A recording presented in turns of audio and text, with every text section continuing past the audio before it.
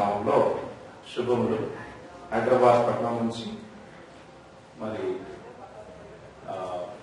అక్కడ ఉన్నటువంటి విశ్వాసుల తరఫు నుంచి కూడా శుభములు తెలియజేస్తున్నారు.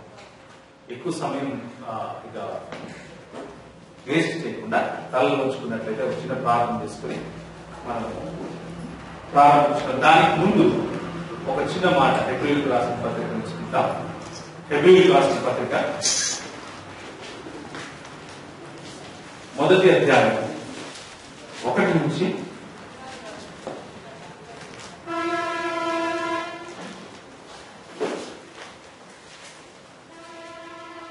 5వ వచనం వరకు నేను తెలుగులో చదువుతాను. మీరు మీ బైబిల్స్ లో నన్ను అనుకరించండి.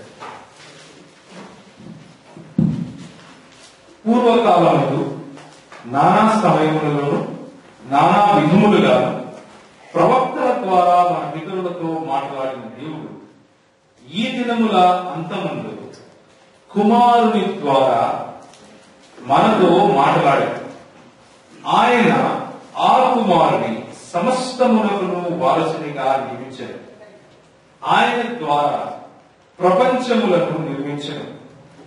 ఆయన దేవుని మహిమ యొక్క తేజస్సును ఆయన తత్వము యొక్క మూర్తిమంతమునైంది తన మహత్తు గల మాట చేత సమస్తమును నిర్వహించుచు పాపముల విషయములో శుద్ధీకరణము తానే చేసి దేవదూతల కంటే ఎంత శ్రేష్టమైన నామము పొందెనో వారి కంటే అంత శ్రేష్ఠుడై ఉన్నత లోకమందు మహామహుడకు దేవుని కుడిపార్శ్వమున కూర్చుండెను.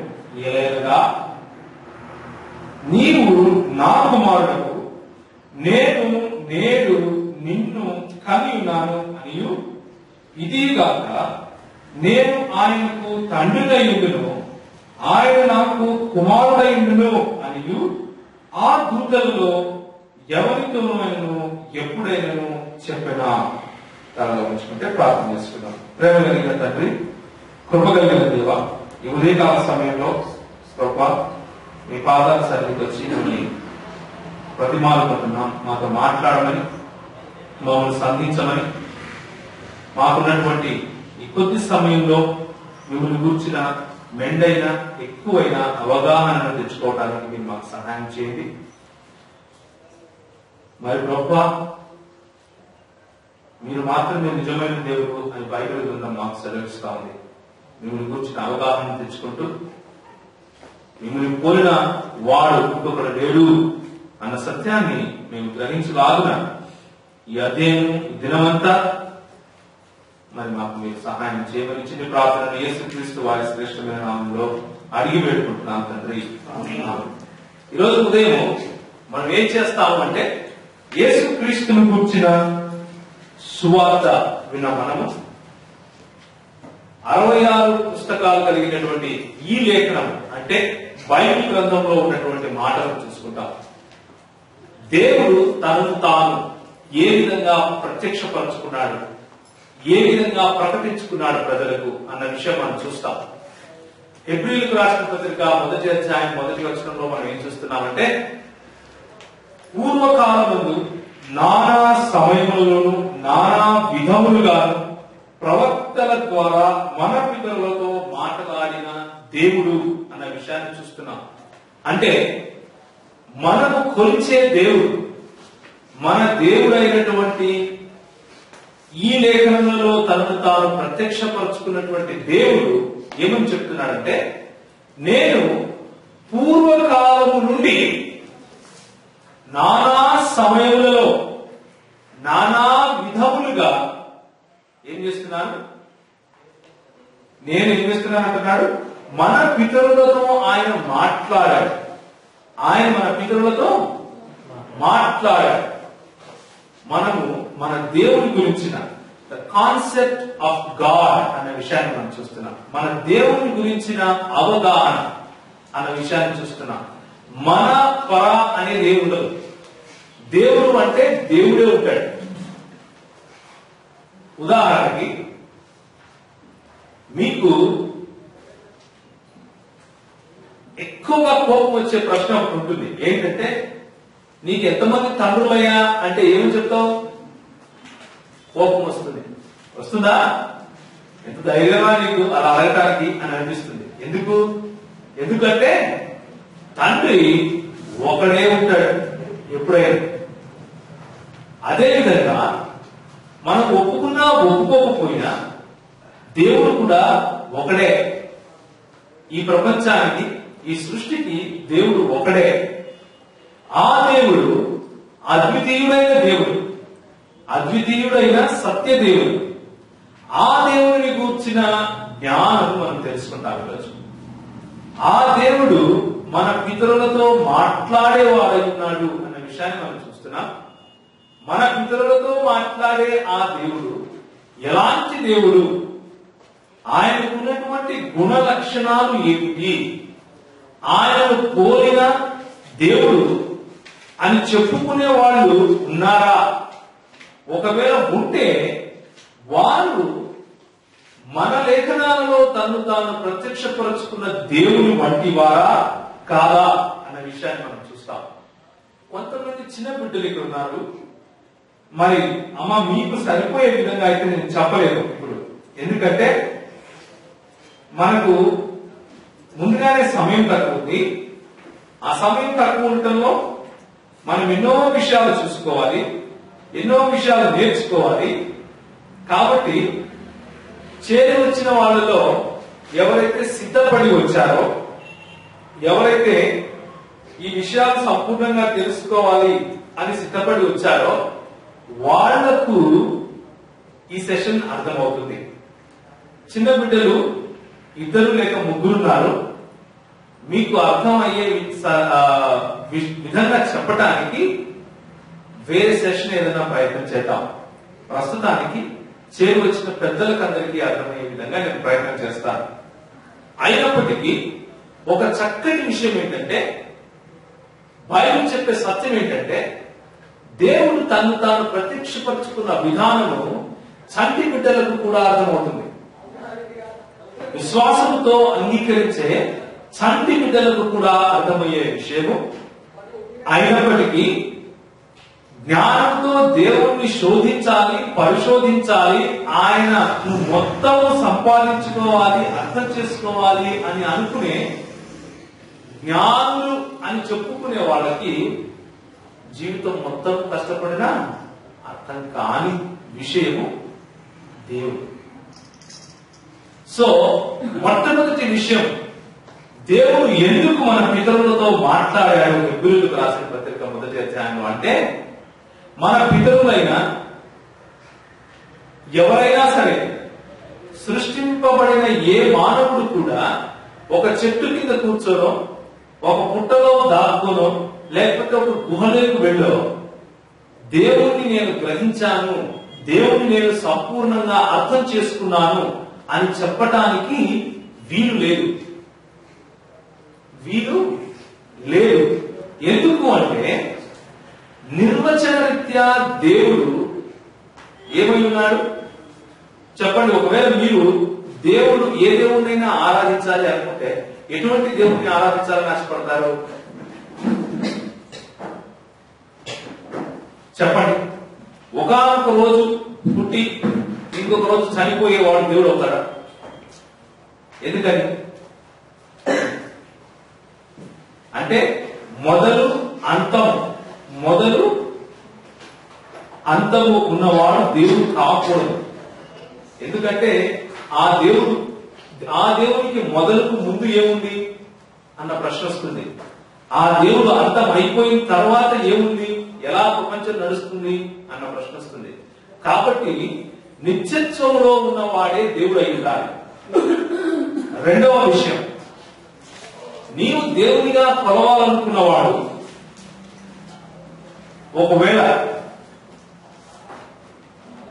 సుగుణములు కాకుండా దుర్గుణాలు కలిగి ఉన్నాడు అనుకోండి, దేవుడు అవుతారా? అవడు. ఉదాహరణకి చెడు చేయొద్దు అని చెప్పే దేవుడే కనుక చెడు చేసేవాడైతే దేవుడు అవుతాడా? అవడు. ఒకవేళ అలాంటి వాడు దేవుడు అవుతే మనం అలాంటి దేవుణ్ణి ఆరాధించాల్సిన అవసరం లేదు. సో సర్వ సుగుణ సంపన్నుడై ఉండాలి. ఇంకొక రకంగా చూడండి, మీరు చేయలేని పని ఏదైనా ఉందనుకోండి, మీకు ఎవరు గుర్తొస్తారు? దేవుడు గుర్తొస్తారు. మీరు మోయలేని బరువు అనుకోండి, మీకు ఎవరు గుర్తొస్తారు? దేవుడు గుర్తొస్తారు. దేవా సహాయం చేయి అని అడుగుతారు. అలాగే దేవునికి కూడా చేయలేని పని ఏదైనా ఉందనుకోండి, ఆయనకు ఎవరు గుర్తు రావాలి? ఆయనకి ఎవరైనా గుర్తు వస్తే ఆ గుర్తొచ్చే వ్యక్తే దేవుడు అయి ఉండాలి. అర్థమైందా? సో మూడవదిగా మనం అర్థం చేసుకోవాల్సింది ఏంటంటే, దేవుడు సర్వశక్తిమంతుడై ఉండాలి. అంటే అన్నిటినీ చేయగలవాడై ఉండాలి. తనకు చేత కానిది ఏది ఉండకూడదు దేవునికి. అలా ఉంటే నిర్వచన రీత్యా దేవుడు కాదు. దేవుడు అని చెప్పుకునే వాళ్ళలో ఈ సుగుణం కనుక లేకపోతే ఆయనను దేవుడు అని పిలవటానికి వీలు లేదు. కామన్ సెన్స్, మనకున్నటువంటి కామన్ సెన్స్ ఒప్పుకోదు. ఇంకొక మాట, దేవునికి నిన్న ఏం జరిగిందో తెలియదు, ఈరోజు ఏం జరుగుతుందో తెలియదు, రేపేం జరుగుతుందో కూడా తెలియదు అనుకోండి. దేవుడు అంటాము మనం. ఎందుకన్నాము? దేవుడు నిర్వచన రీత్యా ఏమై ఉండాలని అనుకుంటాం మనం? ఆయనకు అన్ని తెలిసి ఉండాలి. నేనెవరో తెలిసి ఉండాలి, నా తండ్రి ఎవరో తెలిసి ఉండాలి, నేను ఏమి కాబోతున్నానో తెలిసి ఉండాలి. ఆ విషయాలు తెలిసిన వాడినే మనం దేవునిగా అంగీకరించడానికి మానవులు ఇష్టపడతారు. మానవుని ఇష్టాలు పక్కన పెట్టేస్తే, అలా సర్వజ్ఞం లేకపోతే అన్నిటిని గురించిన జ్ఞానం కనుక లేకపోతే ఆయనను దేవుడు అని కామన్ సెన్స్ ఒప్పుకోదు. అవునా? కామన్ సెన్స్ ఒప్పుకోదు. మనం ఎప్పుడు ఎవరినైనా దేవుడు అని పిలవగలుగుతాము అంటే, భూత వర్తమాన భవిష్యత్ కాలాలను ఎరిగిన వాడైనా, సమయము అనే ఆ సీమలో ఆయన నిర్బంధించుకొని ఉండకూడదు. అంటే సమయము అన్నదాన్ని కలుగజేసిన వాడు దేవుడై ఉండాలి. ఆ సమయంలో జరిగే, సమయము అంటే కాలం, ఎప్పుడు పుట్టిందో అప్పటి నుంచి ఎప్పుడు ఎండ్ అయిపోతుందో అప్పటి వరకు కూడా అన్ని ఎరిగిన వాడై ఉండాలి. అప్పుడే ఆయన దేవుడు అంటాం. మరి సమయము, పదార్థము, ప్రదేశము, ఈ మూడింటి సీమలలో ఎవరినైతే మనము కట్టలేమో, ఎవరినైతే నిర్బంధించలేమో ఆయనను దేవుడు అని పిలుస్తాం. సమయము, పదార్థము, ప్రదేశం. ఒక నిశ్చితమైన ప్రదేశానికే మాత్రమే పరిమితమయ్యేవాడు దేవుడు కాదు. ఒక నిశ్చితమైన సమయానికి మాత్రమే పరిమితమయ్యేవాడు దేవుడు కాదు. ఒక నిశ్చితమైన పదార్థానికే పరిమితమయ్యేవాడు దేవుడు కాదు. కాబట్టి ఇప్పుడు మనం అర్థం చేసుకోవాల్సింది ఏంటంటే, మనము పదార్థ రూపంగా ఉన్నాం. మనము ఒక సమయంలోనే జీవిస్తున్నాం. మనము ఒక ప్రదేశానికే పరిమితమైన వాళ్ళం. ఒకే సమయంలో మనం ఇక్కడ అమెరికాలోను అంతరిక్షంలోనూ ఉండగలుగుతామా? ఉండలేము. ఒకే సమయంలో మనము శరీరం కాకుండా ఉండగలుగుతామా? ఉండలేము. ఒకే సమయంలో మనము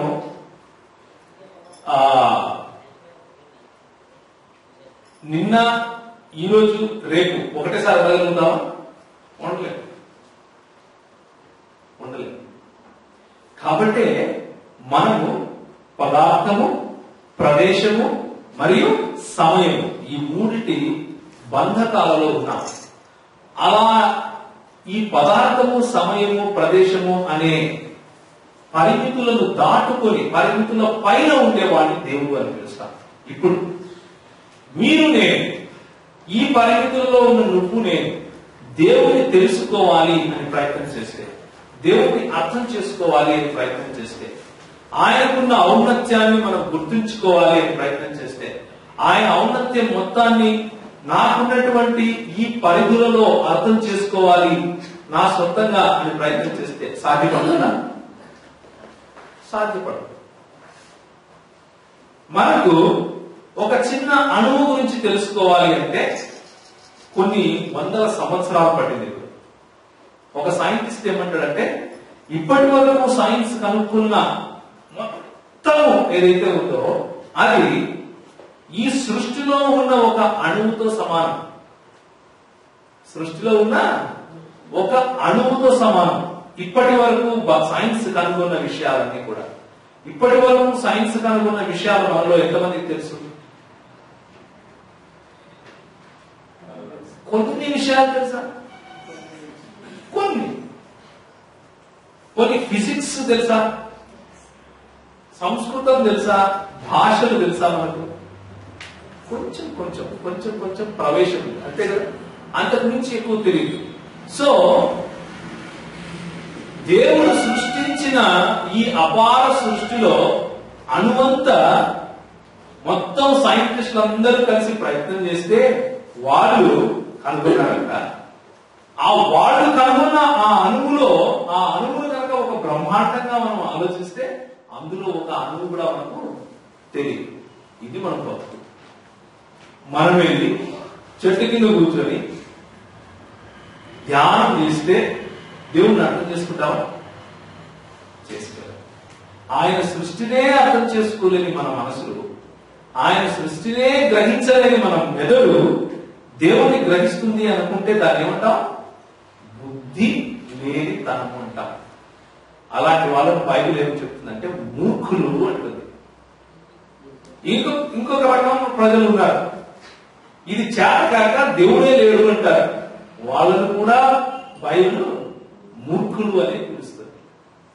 సో ఇంత గొప్ప దేవుణ్ణి మానవుడు తన సొంతంగా తనకున్న జ్ఞానంతో అర్థం చేసుకోలేడు. కాబట్టి మానవుడు తన ఊహ ఎంతవరకు అయితే వెళ్ళగలుగుతుందో అంతవరకు వెళ్ళగలిగిన దాన్ని దేవుడిగా చేసుకున్నాడు. ఉదాహరణకి ఉదయము తను చూడలేని ప్రకాశమానంగా సూర్యుడు ఉన్నాడు కాబట్టి సూర్యుడిని దేవునిగా చేసుకున్నాడు. రాత్రి చీకటిలో అర్థం కాక దిక్కులు చూస్తూ ఉంటే ఒక వెలుగులాగా చంద్రుడు కనిపించాడు కాబట్టి చంద్రుడిని దేవునిగా చేసుకున్నాడు. అదే విధంగా చుక్కలు అంటే తారలు, మండుటెండలో చచ్చిపోతావా నాయన అనుకున్నప్పుడు నీడనిచ్చింది కాబట్టి చెట్టును మొక్కడం మొదలు పెట్టాడు. అర్థమవుతుందా? దాహమై తాగడానికి నీళ్లు కావాలని చుట్టూ చూస్తే సముద్రం ఉంది, పెద్ద సముద్రం. ఆ సముద్రంలో ఒక చుక్క నీరు కూడా పనికిరాదు తాగడానికి. అలాంటి సమయంలో ఒక నది ఆ సముద్రంలో కలుస్తూ ఉంటే ఆ నదిలో నీళ్లు తాగాడు. దేవత అన్నాడు, బతికించింది కాబట్టి. అదే విధంగా చెట్టు, పుట్ట, గాలి, కొమ్మ, మొద్దు, జంతువు, పక్షి, ప్రతి ఒక్కటి మనిషి ఏదైతే కావాలని ఆశపడతాడో, ఏ గుణమైతే కావాలని ఆశపడతాడో ఆ గుణము వేరే సృష్టిలో చూస్తాడో దాన్ని దేవునిగా చేసుకుంటాడు.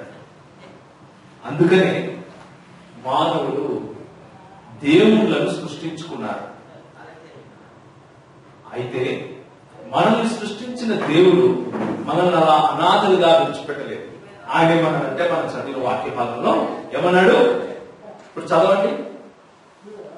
పురాతన కాలం నుండి చదవండి, గట్టిగా చదవాలి. ఏప్రిల్ రాసిన పత్రిక 1వ అధ్యాయం 1వ వచనం. పురాతన కాలముందు నానా సమయములలోను నానా విధములుగాను ప్రవక్తల ద్వారా మన పిల్లలతో మాట్లాడిన దేవుడు. మన దేవుడు మాట్లాడేవాడు. ఆయన తన్ను తాను ప్రత్యక్షపరుచుకునేవాడు. తన గురించి తన బిడ్డలు తెలుసుకోవాలి అని ఆశపడే దేవుడు మన దేవుడు. ఆ దేవుడు అద్వితీయుడై ఉన్నాడు. ఆయనను పోలి ఈ సృష్టిలో ఏది లేదు. మానవుడు లేడు, జంతువు లేదు, పుట్ట లేదు, గుట్ట లేదు, కొమ్మ లేదు, కోతి లేదు, జంతువు లేదు, పక్షి లేదు, ఇంకేది లేదు. అందుకనే ఆ మాట్లాడే దేవుడు మాట్లాడిన మొట్టమొదటి ఆజ్ఞ ఏంటో తెలుసా? నేను తప్ప నీకు వేరొక దేవుడు ఉండరాదు. భూమి మీద తిరుగు జంతువైనను, ప్రాకే జంతువైనను, నీళ్లలో నివసించేదేనను, గాలిలో ఎగిరేదేనను, ఏ సృష్టం కూడా నీకు దేవతగాను దేవుడుగాను ఉండటానికి వీలు లేదు అని చాలా క్లియర్ గా చెప్పాడు మన దేవుడు. మన దేవుడు మాట్లాడే దేవుడు. ఈ మాట్లాడే దేవుడు అద్వితీయుడైన దేవుడు. అద్వితీయుడు అంటే అర్థం ఏంటంటే అలాంటి దేవుడు ఇంకొకడు లేడు అని అర్థం. ఆయన ఒక్కడే అలా ఉంటాడు అని అర్థం. ఆయన పోలి ఇంకొకరు లేరు అని అర్థం. ఎగ్జాంపుల్ చెప్పాలి అంటే ఏది దొరకదు అని అర్థం. ఉదాహరణ, బొమ్మ అంటే ఉదాహరణ చూపించవచ్చు, మనిషి అంటే ఉదాహరణకు నన్ను చూపించవచ్చు, మిమ్మల్ని మీరు చూపించవచ్చు, కోతి అంటే ఉదాహరణకు కోతి చూపించవచ్చు, కొమ్మ పుట్ట ఏదైనా కానీ ఉదాహరణగా ఏదో ఒకటి చూపించవచ్చు. 2 2 4 ఎందుకు అంటే మీరు మ్యాథమెటిక్స్ వేసి చూపించవచ్చు ఎందుకు అని. కానీ దేవుణ్ణి మీరు నిర్వచించి ఆయనకు ఒక ఉదాహరణ చూపించండి అంటే ఏది చూపించలేదు. ఎందుకంటే ఆయనకు పోలి ఇంకెవరు ఉండదు. ఆయనను పోలి ఇంకెవరైనా ఉంటే ఆయన చెప్పిన మాట తప్పుదవుతుంది. ఆయన అద్వితీయుడైన దేవుడు. ద్వితీయోపదేశ కాండము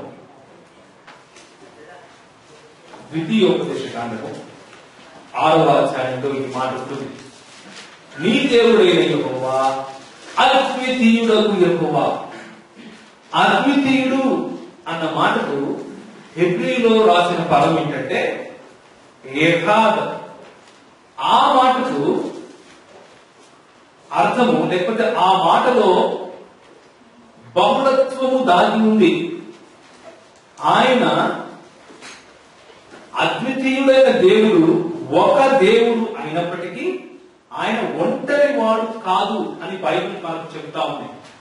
ఆయన ఒక దేవుడు అయినప్పటికీ ఒంటరి వాడు కాదు అని బైబిల్ చెప్తా ఉంది. ఒక దేవుడు 3 వ్యక్తులలో తన ఉనికిని చాటుకున్నాడు అని బైబిల్ వాక్యం మనకు చెప్తా ఉంది. ఎలా చెప్తా ఉంది అన్నది మనం ఈ సెమినార్ అయిపోయేలోపు మనకు అర్థమవుతుంది. ఆయన ఏకాద్ అని తను తాను, అద్వితీయుడు అని తను తాను ప్రకటించుకున్నాడు. ఆ ఏకాద్ అనే మాటను కనుక మనం చూస్తే ఆదికాండము 2వ అధ్యాయం 24వ వచనంలో ఏమంటుందంటే, భార్యాభర్తలు ఆదాము మరియు హవ్వ కలిసినప్పుడు వారు ఏక శరీరులైవి, ఏక శరీరమై ఉందురు అన్న మాట ఉంటుంది. ఏక అన్నప్పుడు ఒకటే, కానీ అక్కడ ఎంతమంది ఉన్నారు? ఆదాము హవ్వ. ఎంతమంది ఉన్నారు? ఏక అన్నప్పుడు ఎలాంటి ఏకత్వమును, ఐక్యతను ఇక్కడ ఏకాద్ అన్న పదము వాడుతుందో అదే విధంగా అద్వితీయుడైన యెహోవా అన్నప్పుడు ఐక్యత కలిగినటువంటి ఏకాద్ అన్న పదాన్నే Bible ప్రయోగించింది. Shama ఇశ్రాయిల్, Yahweh Elohim, Yahweh ఎహాద్ అని హెబ్రీ భాషలో రాసి ఉంటుంది.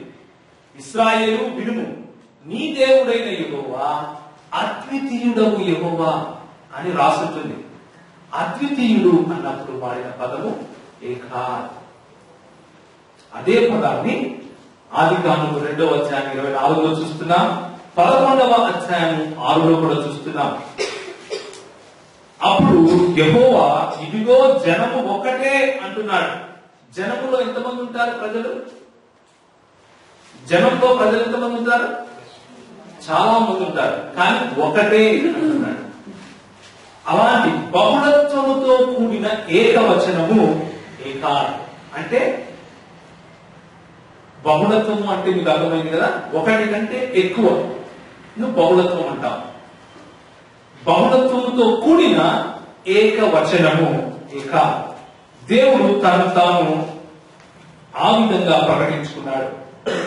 అదేవిధంగా ఒకవేళ ఆయన గౌరవంగా తను తాను మేము మనము అని పిలుచుకుంటున్నాడా అని కనుక మనం చూస్తే బైబిల్ గ్రంథంలో అలాంటి దాఖలాలు ఏవి ఉండవు. ఆయన గౌరవార్థకంగా తను తాను మేము మనము హం అని పిలుచుకోవట్లేదు. ఆయన ఎప్పుడు మాట్లాడినా కానీ నేను నేను నా క్రియలు, నా చేతి పనులు, నా పౌరుషం ఇలానే మాట్లాడుకుంటాడు.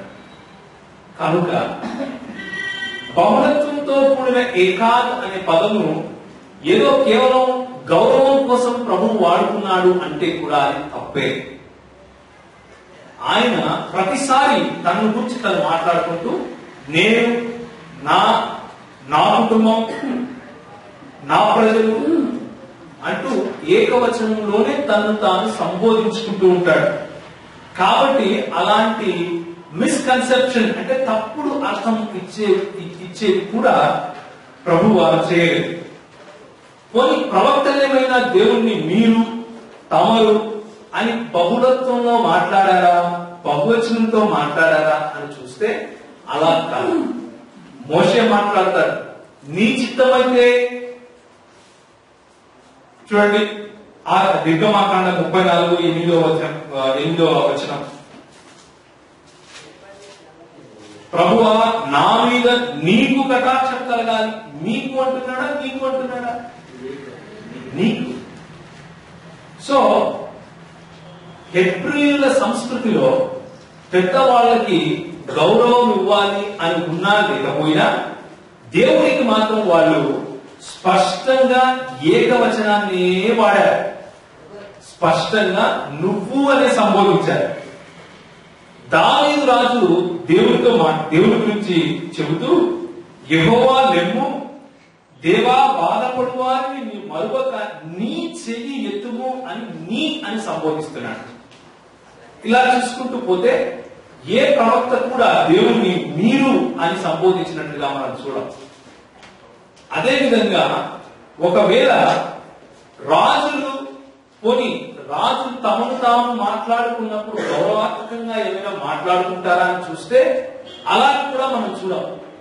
నెబుకద్నెజరు రాజు కానీ, దర్యావేషు రాజు కానీ, తర్వాత దావీదు రాజు కానీ తమను తాము సంబోధించుకున్నప్పుడు నా అనే సంబోధించుకున్నారు. కాబట్టి వాళ్ళ సంస్కృతిలో నా అనే పదం లేదు, క్షమించండి మా అనే పదం లేదు. ఉన్నప్పటికీ రాజులు గౌరవాత్మకంగా దాన్ని వాడిన దాఖలాలు మనకు కనపడటం లేదు. దేవుడు కూడా అదే విధంగా నా అంటూ సింగులర్ అంటే ఏకవచనంలోనే మాట్లాడుకుంటూ తను తాను సంబోధించుకుంటూ ఏమంటున్నాడంటే అద్వితీయుడు నేను అంటున్నాడు. ఆ అద్వితీయుడు అన్న పదము బహువచనముతో కూడిన లేకపోతే బహుళత్వంతో కూడిన ఏకవచనము అని మనకు బైబిల్ చెప్తాం. ఇప్పుడు ఆ బహుళత్వం ఏంటి అన్న విషయం మనం చూస్తే మన పితరులతో మాట్లాడిన దేవుడు ఏంటి అని చూస్తే మీకా పుస్తకానికి ఒకసారి వెళ్దాం. మీకా పుస్తకము 5వ అధ్యాయము 2వ వచనం. అందులో ఏముంటుందంటే, బెత్లెహేము ఎఫ్రాతా యూదా వారి కుటుంబములలో నీవు స్వల్ప గ్రామమైనను నా కొరకు ఇశ్రాయేలీయులను ఏలబోవువాడు నీలో నుండి వచ్చును. పురాతన కాలము మొదలుకొని శాశ్వత కాలము ఆయన ప్రత్యక్షమగుచుండెను. ఆయన ప్రత్యక్షతలు పురాతన కాలము మొదలుకొని శాశ్వత కాలము ఉన్నాయి అని దేవుని వాక్యం చదివిస్తా ఉంది. మాట్లాడేవాడు యెహోవా. ఆ యెహోవా ఏమంటున్నాడంటే, నా కొరకు ఇశ్రాయేలీయులను ఏలుబోవాడు పురాతన కాలం నుంచి అంటున్నాడు. అదే పురాతన కాలం నుంచి అన్న మాట హెబ్రీయులకు రాసిన పత్రిక 1వ అధ్యాయంలో మనం చదివాం. ఏమని చదివాం? పూర్వకాలమందు నానా సమయములలోను నానా విధములుగాను అంటూ మొదలు పెట్టాడు. మన దేవుడు మాట్లాడే దేవుడు, మన దేవుడు ప్రత్యక్షతను చూపించే దేవుడు. ఆ ప్రత్యక్షతను చూపించే దేవుడు ఏమంటున్నారంటే, నేను పురాతన కాలం నుంచి నా ప్రత్యక్షతను చూపిస్తున్నాను. ఎప్పుడు శాశ్వత కాలం చూపిస్తూనే ఉన్నాను. ఈ ప్రత్యక్షతను చూపించే ఆయన గురించి మనం కొంచెం తెలుసుకోవాలి. యెషయా గ్రంథం 48వ అధ్యాయము 15-16 వచనాలు చదివితే మనకి ఏముంటుందంటే, నా ఎదురు రండి, నేను ఆది నుండి రహస్యముగా మాట్లాడిన వాడిని కాదు, నేను ఎప్పుడూ నా గురించి నేను ప్రత్యక్షపరచుకుంటూనే ఉన్నాను. నేను రహస్యంగా మాట్లాడలేదు, బహిర్గతంగా మీతో మాట్లాడుతున్నాను అంటున్నాడు. అది అంటే ఏది? ఆది పురాతన కాలం పుట్టక ముందు నుంచి కూడా నేను అక్కడ ఉన్నవాడిని అంటున్నాడు. ఈ వ్యక్తి ఎవరు పురాతన కాలము మొదలుకొని శాశ్వత కాలము తన ప్రత్యక్షతను చూపుతున్నాడు? ఎవరు పూర్వకాలం నుంచి మనతో మాట్లాడే ప్రయత్నం చేస్తున్నారు? ఎవరు పురాతన కాలం నుండి కూడా, అంటే ఆది అనేది పుట్టక ముందు నుంచి కూడా ఉన్నవాడు ఎవరు అన్న విషయాన్ని మనం చూస్తున్నాం. ఇప్పుడు మీ స్క్రీన్ పైన కనిపించేది ఏంటంటే, మన దేవుని గురించినటువంటి ఉనికి, ఆయనకున్నటువంటి తన ఉనికిని మనం ఒక సమరిగా చూస్తున్నాం. ఏమని చూస్తున్నామంటే, దేవుడు తను తాను బహుళత్వంలో చాటుకున్నాడు. అయినప్పటికీ ఒక దేవుడిగానే తను తాను చాటుకున్నాడు. ఒంటరి వాణిగా చాటుకోలేదు, ఒక దేవుడిగా చాటుకున్నాడు. అయినప్పటికీ ఆయన బహుళత్వంలో తను తాను చాటుకున్నాడు. ఒక దేవుడు ఒకరికంటే ఎక్కువ వ్యక్తులలో తను తాకున్నాడు. ఆ ఒకరికంటే ఎక్కువ వ్యక్తులు ఎవరు అన్న విషయం ముందు చూస్తాం. దేవుడు అన్న, బైబిల్ బోధించే దేవుడు అన్న కాన్సెప్ట్ ను ఏంటి అని మనం చూస్తాం. పాత నిబంధన కాలంలో ఈ పూర్వకాలం నుంచి తన ప్రత్యక్షతలు చూపిస్తూ వచ్చినటువంటి రక్షకుడు, ఈ మెస్సియా ఎక్కడెక్కడ కనిపించాడు, ఎక్కడెక్కడ తన ప్రత్యక్షతలు చూపించాడు అన్న విషయాన్ని చూస్తే, ఆది కాండం నుంచి జకర్యా వరకు మీ స్క్రీన్ పైన కనిపించే ఆ వివరాలన్నీ ఉన్నాయి. వాటన్నిటిలో దేవుడు మానవులకు ప్రత్యక్షమైన సందర్భాలు.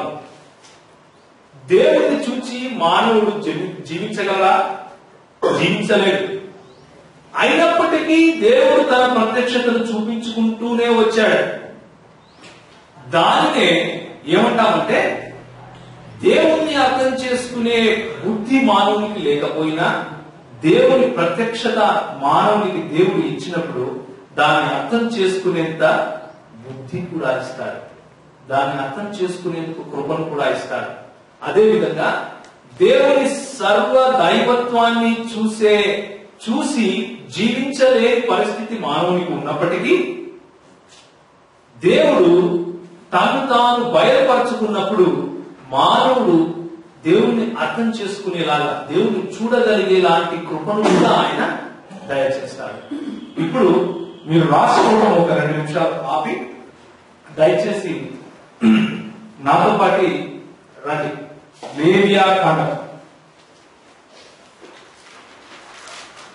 లేవ్యాకాండానికి వెళ్ళడానికి ముందు నిర్గమాకాండం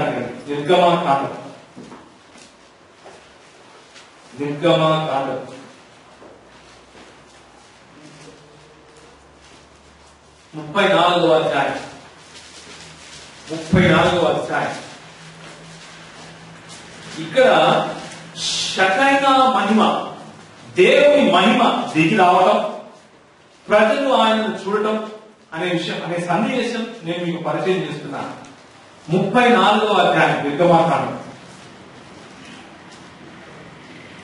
5 నుంచి 8 వరకు నేను చదువుతున్నాను, మీరు జాగ్రత్తగా వినాలి.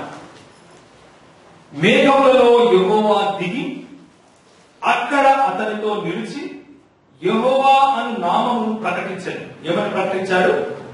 యెహోవా అనే నామాన్ని ప్రకటించాడు. అతని ఎదుట యెహోవా అతని దాటి గడుచు, యెహోవా కనికరము, దయ, దీర్ఘశాంతము, విస్తారమైన కృపా సత్యములు గల దేవుడైన యెహోవా, ఆయన 1000 మందికి కృపను చూపుచు దోషమును, అపరాధమును, పాపమును క్షమించును గాని ఆయన ఏమాత్రము దోషులను నిర్దోషులుగా ఎంచక 3-4 తరముల వరకు తండ్రుల దోషము కుమారుల మీదికి, కుమారుల దోషము తండ్రుల మీదికి రప్పించింది, ప్రకటించను అంటూ మనం పైన చూసిన విషయం ఏంటంటే ఆయన తన నామాన్ని ప్రకటించాడు. ఏమని ప్రకటించాడు? యెహోవా అని ప్రకటించాడు. ఇదే నిర్గమకాండం 19వ అధ్యాయానికి వెళ్దాం. 19వ అధ్యాయం 16వ వచనం నేను చదువుతున్నాను. 3వ నాడు ఉదయమైనప్పుడు ఆ పర్వతము మీదికి ఉరుములు, మెరుపులు, సాంద్ర మేఘ పూర్ణ యొక్క మహాధ్వనియు కలగగా పాలెములోని ప్రజలందరూ వణికిరి అని ఉంది అక్కడ.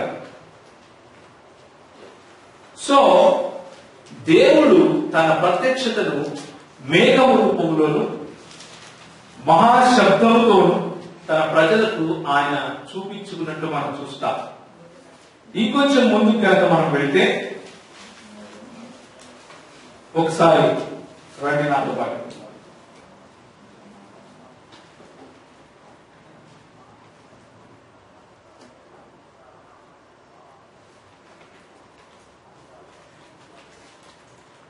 ఆదికాండము 31వ అధ్యాయము 11 నుంచి 13 వరకు. ఇంకొక సన్నివేశం, దేవుడు ఏ విధంగా మానవులతో మాట్లాడాడు, మనం ఎక్కడ మొదలు పెట్టాం? హెబ్రీయులకు రాసిన పత్రిక 1వ అధ్యాయంలో మొదలు పెట్టాం. దేవుడు తన మేఘము రూపంలో పగటిలో మేఘ స్తంభముగా వాళ్ళ మధ్య నిలిచి తన మహిమను చాలుకుంటూ మాట్లాడిన విషయం మనం నిర్గమకాండంలో చూసాం. ఇప్పుడు ఆదికాండం 31లో ఏం చూస్తున్నాం చూడండి, 11వ వచనం నుంచి. ఆ స్వప్నమందు దేవుని దూత యాకోబు అని నన్ను పిలువగా, చిత్తము ప్రభువా అని చెప్పి తిని.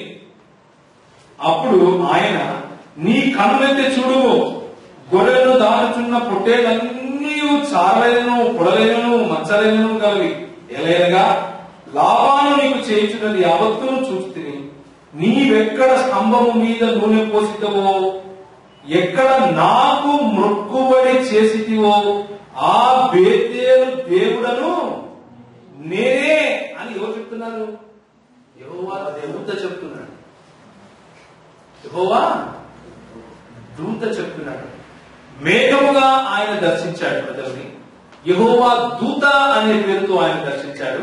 కానీ ఆయన చెప్పిన పేరేంటి? యెహోవా అనే నామమును ఆయన ప్రకటించాడు.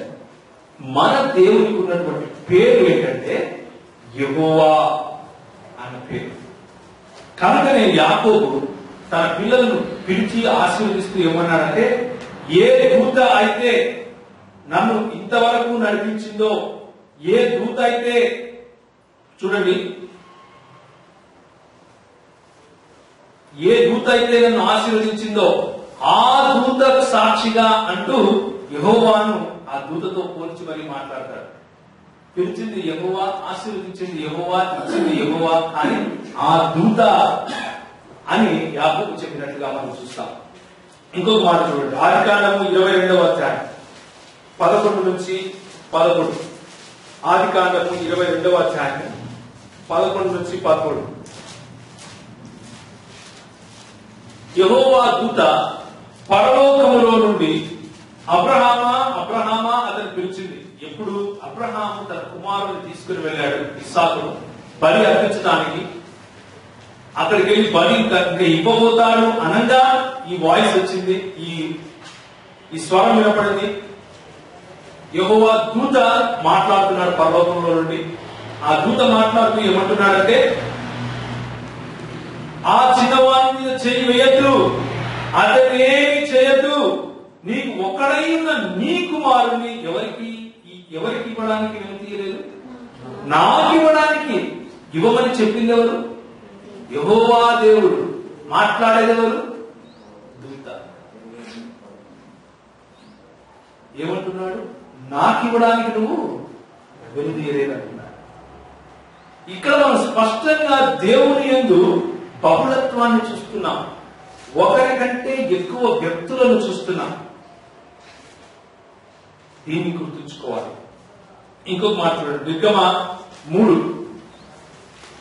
ఇది మోషే మొట్టమొదటిసారి దేవుడిని చూసిన సమయం. ఆ దేవుడు తాను పొదలో నుండి మాట్లాడుతూ ఏమంటున్నాడంటే, అగ్ని వచ్చింది, ఆ పొదను మండిస్తూ ఉంది, పొద కాలిపోవటం లేదు. ఆయన చూశాడు. దేవుడు ఆ పొద నడుమ నుండి మోషే మోషే అని పిలుస్తున్నాడు. అవునా? ఎవరు? దేవుడు ఆ పొద నడుమ నుండి మోషే మోషే అని పిలిస్తే అందుకతడు చిత్తము ప్రభువా అన్నాడు. ఎవరు? మోషే. అందుకు ఆయన దగ్గరకు రావద్దు, నీ పాదముల నుండి నీ చెప్పులు విడువు, నీవు నిలిచిన స్థలము పరిశుద్ధ ప్రదేశము అని, మరియు ఆయన నేనే నీ తండ్రి దేవుడను, అబ్రహాము దేవుడను, ఇస్సాకు దేవుడను, యాకోబు దేవుడను అని చెప్పగా మోషే తన ముఖము కప్పుకొని దేవుని వైపు చూడగలచెను అని ఉంటుంది. కానీ పిలిచింది ఎవరు? ఆ పొదల నుండి చూడండి, ఆ పొద నడుముని అగ్ని జ్వాలలో యెహోవా దూత అతనికి ప్రత్యక్షమైన. యెహోవా దూత ప్రత్యక్షం అవుతా ఉన్నాడు. ఆ దూత యెహోవా తానే అన్నట్లుగా మాట్లాడుతున్నాడు. ఏమని డిక్లేర్ చేస్తున్నాడు? నేనే ఎవరి దేవుణ్ణి? అబ్రహాం దేవుణ్ణి, ఇస్సాకు దేవుణ్ణి, యాకోబు దేవుణ్ణి అని చెప్తున్నాడు. సో మనం చూస్తున్నటువంటి మన దేవుడు, బైబిల్ చెప్పే దేవుడు అద్వితీయుడైనటువంటి దేవుడు. ఆయన ఒక దేవుడు అయినప్పటికీ ఆయన బహుళత్వం ఉంది అని దేవుని వాక్యం మనకు సెలవిస్తా ఉంది. జకర్యా 2వ అధ్యాయము 5 నుంచి 13 చదివితే ఇదే మాట ఉంటుంది.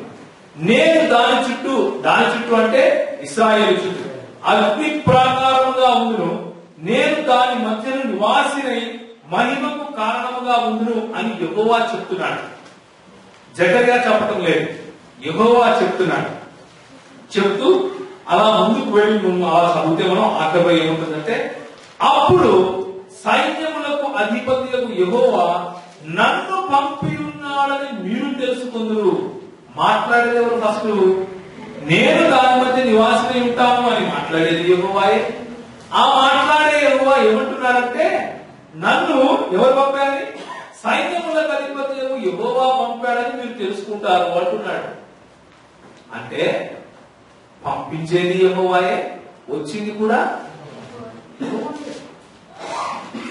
పంపించేది యెహోవాయే, పంపింపబడింది కూడా యెహోవాయే. మన దేవుడు ఒక దేవుడు, ఒంటరి వాడు కాదు. ఆయన యందు బహుళత్వము గలదు అన్న విషయం మనకు ఇందులో స్పష్టంగా తెలుస్తాం. 10వ వచనం దాన్ని కనుక ముందు చదివితే మనం, సియోను వాసులారా, నేను వచ్చి మీ మధ్యలో నివాసం చేస్తాను, సంతోషంగా ఉండి. ఎవరు వస్తామన్నారు? యెహోవా అన్నాడు. వచ్చింది ఎవరు? యెహోవా పంపించిన వ్యక్తి మాట్లాడుతున్నాడు. ఇప్పుడు ఏమంటున్నాడు? నేను వచ్చి మీ మధ్య నివాసం చేస్తాను. 11వ వచనం, యెహోవాను హత్తుకోండి, నాకు జనులవుదురు అంటున్నాడు.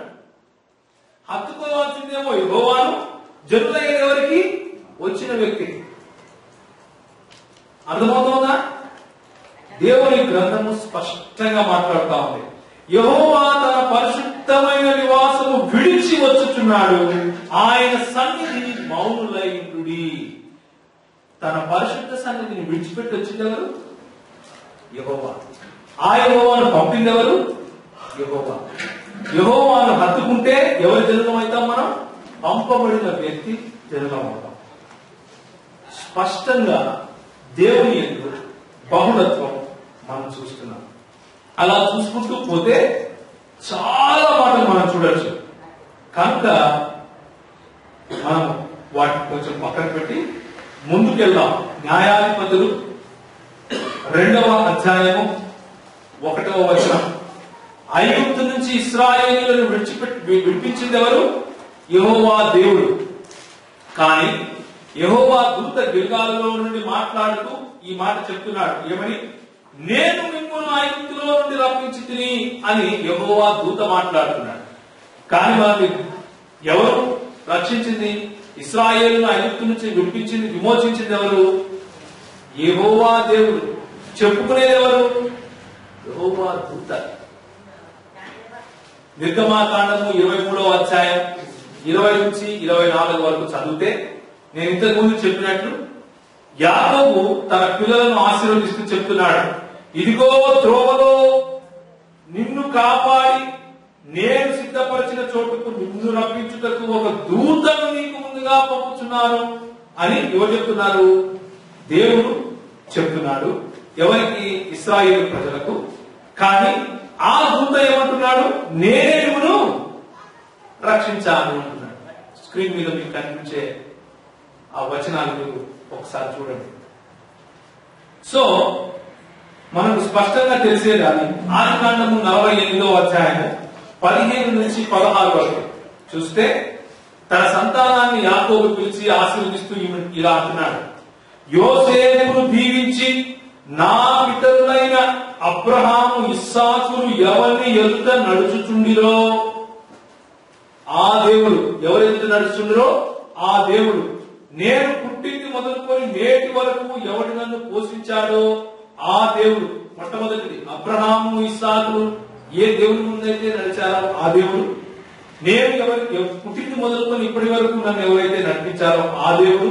నన్ను ఎవరైతే పోషించారో ఆ దేవుడు అని 3 విధాలుగా ఆయన దేవుడు అని చెబుతూ ఆ దేవుడు ఎవరు అన్నదాన్ని ఆయన క్వాలిఫై చేస్తున్నాడు. క్వాలిఫై చేయమంటే అర్థం ఏంటంటే, ఇక్కడికి ఎవరు వచ్చారనుకోండి, ఆయన పేరు ప్రవీణ్ అనుకోండి, నా పేరు కూడా ప్రవీణ్.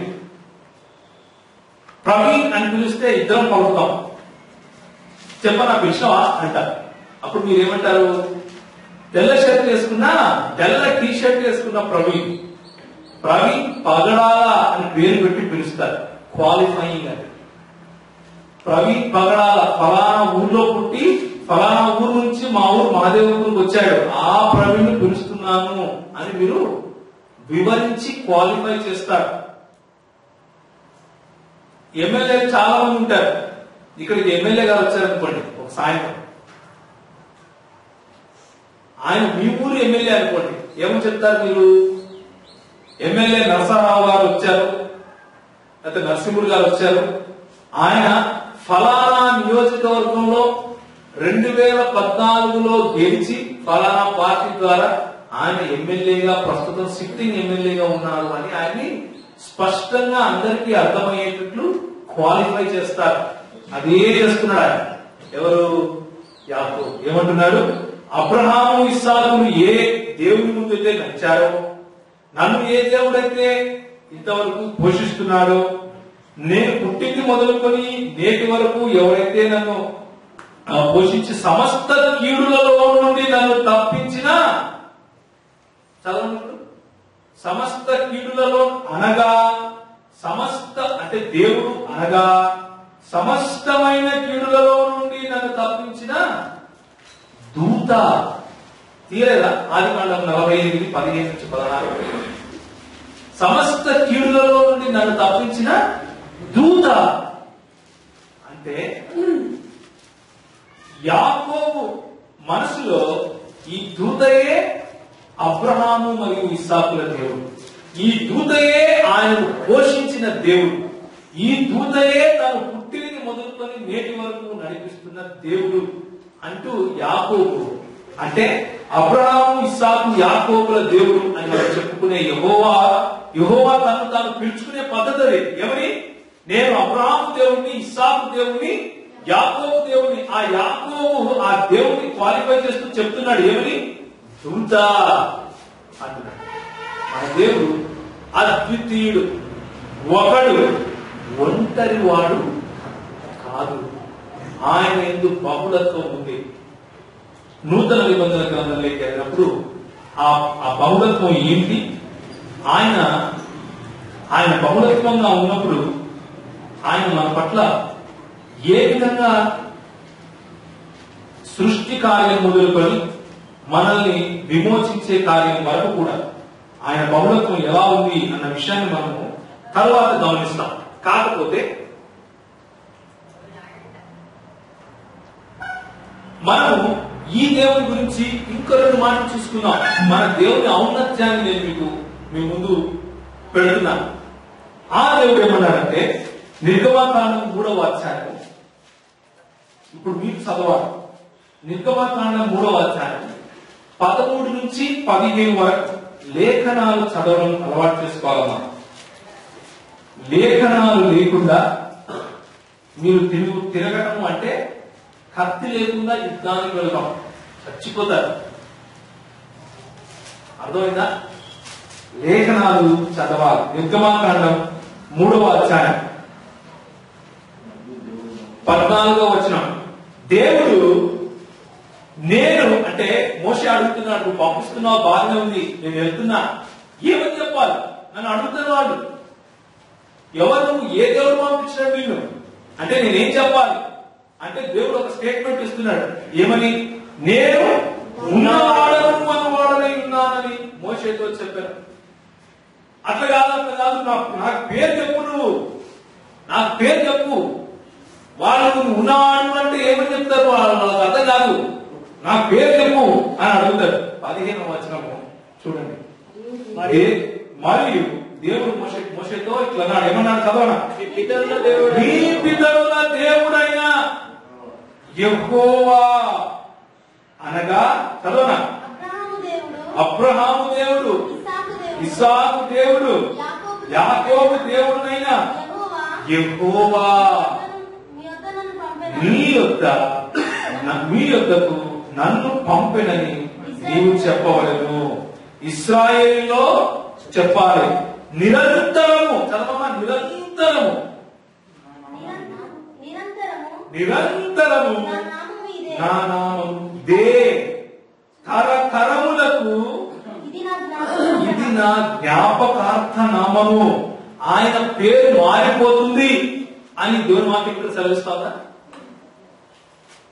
చెప్పండి. ఇశ్రాయేలీయులకు మాత్రమే యెహోవానా, లేకపోతే తరతరములకు యెహోవానే? క్రీస్తు పూర్వం 2000 సంవత్సరాల క్రితం యెహోవానా, లేకపోతే క్రీస్తు శకం 2014లో కూడా యెహోవానే ఉండాలా? చెప్పండి. ఇప్పుడు మారిపోకూడదు పేరు. ఏమో చెప్పట్లేదు. ఇప్పుడు రాముడి దేవుని ఇబ్బంది మీకు. పోనీ అల్లా అయితే లేఖనం ఒప్పుకోదు. మనలను సృష్టించిన దేవుడు ఆయన తనకు తాను చెప్పిన పేరు ఏంటంటే, నా పేరు నిరంతరము నా నామము ఇదే, తరతరములకు నా జ్ఞాపకార్థ నామము ఇదే. ఏంటది? యెహోవా.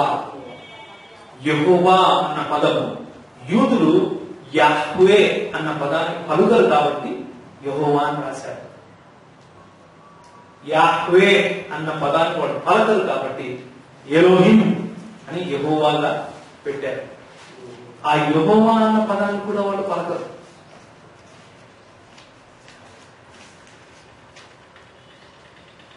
నీ దేవుడైన యెహోవా నామమును వ్యర్థముగా ఉచ్చరించరాదు అన్న ఆ కమాండ్మెంట్ ను అంత సీరియస్ గా తీసుకుంటారు వాళ్ళు. ఎందుకంటే మన దేవుడు తన నామాన్ని ప్రకటించాడు. ఆయన మాట్లాడే దేవుడు. హెబ్రీయులకు రాసిన పత్రికలో మనం చూసినట్లుగా పితరులతో ఆయన మాట్లాడాడు, ప్రవక్తల ద్వారా మాట్లాడాడు. మోషే అనే ప్రవక్త ద్వారా మాట్లాడుతూ ఏమన్నాడంటే, నా పేరేంటి? యెహోవా అన్నాడు. ఈ దేవుడు యెహోవాను నేనే, ఇదే నా నామము, మరి ఎవరికి నా మహిమను నేను ఇచ్చువాడు కాను అని యెషయా గ్రంథము 42వ అధ్యాయంలో మాట్లాడుతున్నాడు. కాకపోతే ఇప్పుడు ఉన్న సమస్య ఏంటంటే, అంతా బాగానే ఉందన్నయ్య, మన దేవుడు చాలా గొప్ప దేవుడు, మన లేఖనాలలో ఉన్న దేవుడు అద్వితీయుడైన దేవుడు, ఆయన ఒంటరి వాడు కాదు, ఒక దేవుడు అయినప్పటికీ బహుళత్వంలో తను తాను చాటుకున్నాడు, తండ్రి కుమార పరిశుద్ధాత్మలుగా తను తాను చాటుకున్నాడని నూతన నిబంధన గ్రంథం స్పష్టంగా చెప్తా ఉంది. దేవుడు ఒకడే అని ఏ బైబిల్ అయితే చెప్తా ఉందో అదే బైబిల్ తండ్రిని, కుమారుని, పరిశుద్ధాత్ముడిని ముగ్గురు వేరు వేరు వ్యక్తులుగా చూపిస్తా ఉంది. వేరు వేరు వ్యక్తులుగా మాత్రమే కాదు, వాళ్ళ ముగ్గురులో కూడా దేవుని సంపూర్ణతను చూపిస్తా ఉంది. అలాంటప్పుడు మనం దీన్ని అర్థం చేసుకోవాలి అంటే కేవలం ఒక దేవుడు ముగ్గురు వ్యక్తులలో తన ఉనికిని చాటుకున్నాడని మాత్రమే అర్థం చేసుకోవాలి. దాన్ని త్రిత్వ సిద్ధాంతం అంటున్నాము అని బైబిల్ చెప్తా ఉంటే, ఇప్పుడు మనకు మన సహోదరులు వస్తున్నారు మన దగ్గరికి, గడ్డాలు వేసుకొని టోపులు పెట్టుకొని కోట్లు వేసుకొని మన ముందుకు వచ్చి మాట్లాడుతున్నారు. ఏమంటున్నారంటే, అయ్యా మీరు కొలిచే దేవుడు నేను కొలిచే దేవుడు ఒకడే అంటున్నారు. మీరు ప్రార్థించే దేవుడు నేను ప్రార్థించే దేవుడు ఒకడే అంటున్నారు. సూపర్ఫిషియల్ లెవెల్లో, అంటే పై నుంచి కనుక దాన్ని కేవలం ఒక స్టేట్మెంట్ లాగా తీసుకుంటే అది కరెక్టే. ఎందుకు? అది ముస్లింలకు మాత్రమే కాదు, హిందువులకు వర్తిస్తుంది, క్రైస్తవులకు వర్తిస్తుంది, నాస్తికులకు కూడా వర్తిస్తుంది. దేవుడు ఒకడే, బైబిల్ చెప్పే సత్యం అదే. కాకపోతే ఆ దేవుడికి ఉన్న నామం ఏంటి? యెహోవా అని నామం. ఆయన తను తాను యెహోవాని ప్రకటించుకున్నాడు. తన తరములకు నిలిచి ఉండు చెరగని జ్ఞాపకార్థ నామది. ఇప్పుడు మన సహోదరులు వచ్చేమంటున్నారంటే, కాదయ్యా, ఖురాన్ చెప్పేది ఏంటంటే అల్లాయే దేవుడు అంటున్నారు.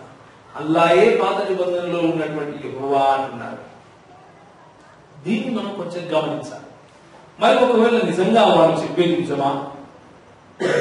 ఒకవేళ నిజమైతే తరతరములకు జ్ఞాపకార్థనామంగా చెప్పుకున్నటువంటి దేవుడు యెహోవా అని ఆయన ఎవరైనా బాప్తిస్మం నుంచి పేరు మార్చారా అని మనం ఆలోచించాలి. ఆయనకి ఎవరైనా బాప్తిస్మం నుంచి పేరు మార్చారా అని ఆలోచించాలి. ఒక ఆయన ఒక పల్లెటూరులో ఒక కథ చెప్తారు, భలే తమాషగా ఉంటుంది. ఇట్లనే ఒక మంచి చర్చ్ ఉందంట. అందరూ పాస్టర్ గారు అప్పుడప్పుడే మొత్తం క్యాసెట్ వేసుకొని తెల్లగా సభను చెప్తున్న రోజు మంచిగా మాట్లాడు, ప్రతి ఆదివారం మీరు కూడా పెడుతున్నాడు చూస్తున్నాడు. అక్కడున్న వాళ్ళందరూ మంచిగా డ్రెస్ వేసుకొని వస్తున్నారు, ఇన్షర్ట్ వేసుకొని, టై కట్టుకొని, కోట్ వేసుకొని వస్తున్నారు. ఈయన చూశాడు, అరే బాగుంది భయ్, వీళ్ళ లైఫ్ స్టైల్ చాలా బాగుంది, వీళ్ళలాగా బతుకుతే బాగుంటుంది, మనం కూడా వెళ్దాం అని చెప్పి ఆయన వెళ్ళాడు. ఆయన పేరు రఘు. ఆయన వెళ్ళి చూస్తున్నాడు. చూసి ఒక 3 వారాల తర్వాత వెళ్ళి పాస్టర్తో చెప్పాడు, పాస్టర్ గారు నేను కూడా మీలాగా క్రైస్తవుని అయిపోతానండి. ఈ పాస్టర్కు ఫుల్ సంతోషం వచ్చింది. అబ్బా, ఇంత కాలానికి ఒక ఆయన క్రైస్తవుని అవుతానంటున్నాడు. సరే ముందుకు వేసి అందరినీ పిలిచి, వచ్చే వారం ఒక ఆయన క్రైస్తవుడు అయిపోతున్నాడు, ఆయన పేరు రఘు, అందరూ రండి అన్నాడు. అందరూ వచ్చినారు, కోట్ వేసుకున్నారు, మళ్ళా టై కట్టుకున్నారు, షూస్ వేసుకొని, పాలిష్ కొట్టుకొని మంచిగా అందరు వాళ్ళ భార్య కూడా మంచి చీరలు కట్టుకొని, నగలు పెట్టుకొని అందరికి మంచి ఫంక్షన్ లాగా వచ్చారు. ఒక బాక్స్ తొట్టి ఉంది, ఆ తొట్టిలో రఘుని ఉంచాడు, ముంచి లేపాడు. లేచి, అయ్యా రఘు, ఈ రోజు నుంచి నీ పేరు రఘు కాదు, నీ పేరు రాబర్ట్ అన్నాడు. అబ్బా భలే ఉంది సార్, నా పేరు భలే ఉంది సార్. అంటే రాబర్ట్ నా పేరు ఏంటి సార్ రాబర్ట్ అంటే అన్నాడు. అంటే అదంతా నీకు ఎందుకయా, నువ్వు ఇప్పుడు క్రిస్టియన్ అయిపోయినావు, రాబర్ట్ అన్నాడు. సరే సార్ బాగుంది, మరి నేను పేరు మార్చుకుంటానే సరిపోతుందా అన్నాడు. సరిపోయింది, నువ్వు అయిపోయినావు క్రిస్టియన్ నువ్వు అన్నాడు. సరే అని చెప్పేసి రాబర్ట్ ఇంటికి పోయినాడు. ఆయనకేమో ఏం మార్పు కనపడ్డాను. సరే అని చెప్పేసి ఒక 2 వారాల తర్వాత పాస్టర్ గారు టైగర్ మీకు మంచి భోజనం పెడతాను రండి అన్నాడు. అయ్యగారు ఒక్కొక్క చాలా రోజులు అయిపోయింది, అది కూడా ఊళ్ళో లేదు, చాలా రోజులు భోజనం మంచిది చేయలేదు. ఏం వండుతావు నా కోసం అన్నాడు. చికెన్ వండుతానండి, మంచి చికెన్ రండి అన్నాడు. అవునా, చికెన్ వస్తాను, వస్తా సాయంత్రానికి వస్తా, పొద్దులో వచ్చేస్తా, మంచి చేసి పెట్టు అన్నాడు. సరే అని మనం సాయంత్రం అయింది, పొద్దుతా ఉంది, పోయినాడు. పోయి కాలింగ్ బెల్ కొట్టాడు. మన రాబర్ట్ వచ్చినాడు. రాబర్ట్ వచ్చి ఓపెన్ చేసినట్టు, అయ్యా రండి రండి పాస్టర్ గారు, అయ్యా లోపల రండి, లోపల తీసుకెళ్లి కూర్చోబెట్టి మంచి శ్వాస వస్తా ఉంది, గుమగుమల. సరే కలిసి ఇంకా అంతా బల్ల తయారు చేసి టేబుల్ మీద నీళ్లు, జ్యూస్, భోజనంతో పాటు రైస్, రొట్టెలు, చికెన్ కర్రీ అన్ని పెట్టిన తర్వాత, అయ్యా చికెన్ కర్రీ తీసుకొస్తానని చెప్పి చికెన్ కర్రీ తీసుకొచ్చి ఓపెన్ చేసి చూపించారు. బాగా మంచి స్మెల్ వస్తా ఉంది. అట్లా గంట పెట్టి అట్లా తిప్పిదాన్ని తీసి కర్రీ కొంచెం వేసాడు ప్లేట్లో. అన్నం పెట్టిన తర్వాత పాస్టర్ సరే చికెన్ అన్నావు అన్నాడు. మరి చికెన్ కదా అన్నాడు. అదేంటి చికెన్ అంటున్నావు, ఆలుగడ్డలు కనిపిస్తున్నాయి అన్నాడు. అదేంటి పాస్టర్ గారు ఆలుగడ్డలు అంటావు, దీన్ని పోసిన తర్వాత నీళ్లు ఉడికే టైంలో నీళ్ళలో వేస్తూ ఈ రోజు నుంచి నీ పేరు చికెన్ అన్నాడు. ఇంకా చికెన్ కాలేదా అన్నాడు. ఇక చికెన్ అయిపోయింది కదా అన్నాడు. నేను కూడా ఇట్లా అన్నా, తండ్రి కుమార పరిశుద్ధాత్మ నామములో చికెన్ అన్నాను, కాలేదా అన్నాడు. అట్లనే ఉంటది క్రైస్తవ జీవితాల్లో. అట్లా ఎవరైనా యెహోవా బాప్తిస్మం ఇచ్చి నీ పేరు అల్లా అన్నా అంటే కదా. ఇప్పుడు మనం అసలు సబ్జెక్ట్ వచ్చాము. మన ప్రభువు తను తాను అంత గంభీరంగా గొప్పగా పరిశుద్ధమైన దేవుడిగా ప్రకటించుకొని తను అద్వితీయుడు, అంటే తను పోలిన ఇంకొక దేవుడు లేడు అని చెప్పుకుంటూ ముగ్గురు వ్యక్తుల్లో తన ఉనికిని చాటుకున్న మన దేవుడు, ఖురాన్లో ఉన్న దేవుడు ఒకడే అంటూ ఖురాన్ నుంచి కొన్ని ఆయతులు వల్లిస్తూ మనకు చెప్పారు. మనకు చెప్తున్నారు. టీవీలలో మీరు చూస్తారు. చాలా మంది మిమ్మల్ని ఫోన్లు చేసి కూడా మాట్లాడచ్చు. మీరు వెళ్ళి మటన్ కొట్లో మటన్ షాప్ కొందాము అని వెళ్తే ఆ మటన్ షాప్ ఆయన కూడా మీ చేతికి ఏదైనా కరపత్రం ఇవ్వచ్చు. మన గోదావరి దగ్గర కూడా ఇలాగే చేస్తున్నాడు ఒక ఆయన. మటన్ షాప్ మటన్ కొందామని వెళ్తే వాళ్ళు మటన్ తో పాటు ఖురాన్ కూడా ఇస్తున్నారు. తీసుకోండి, చదవండి.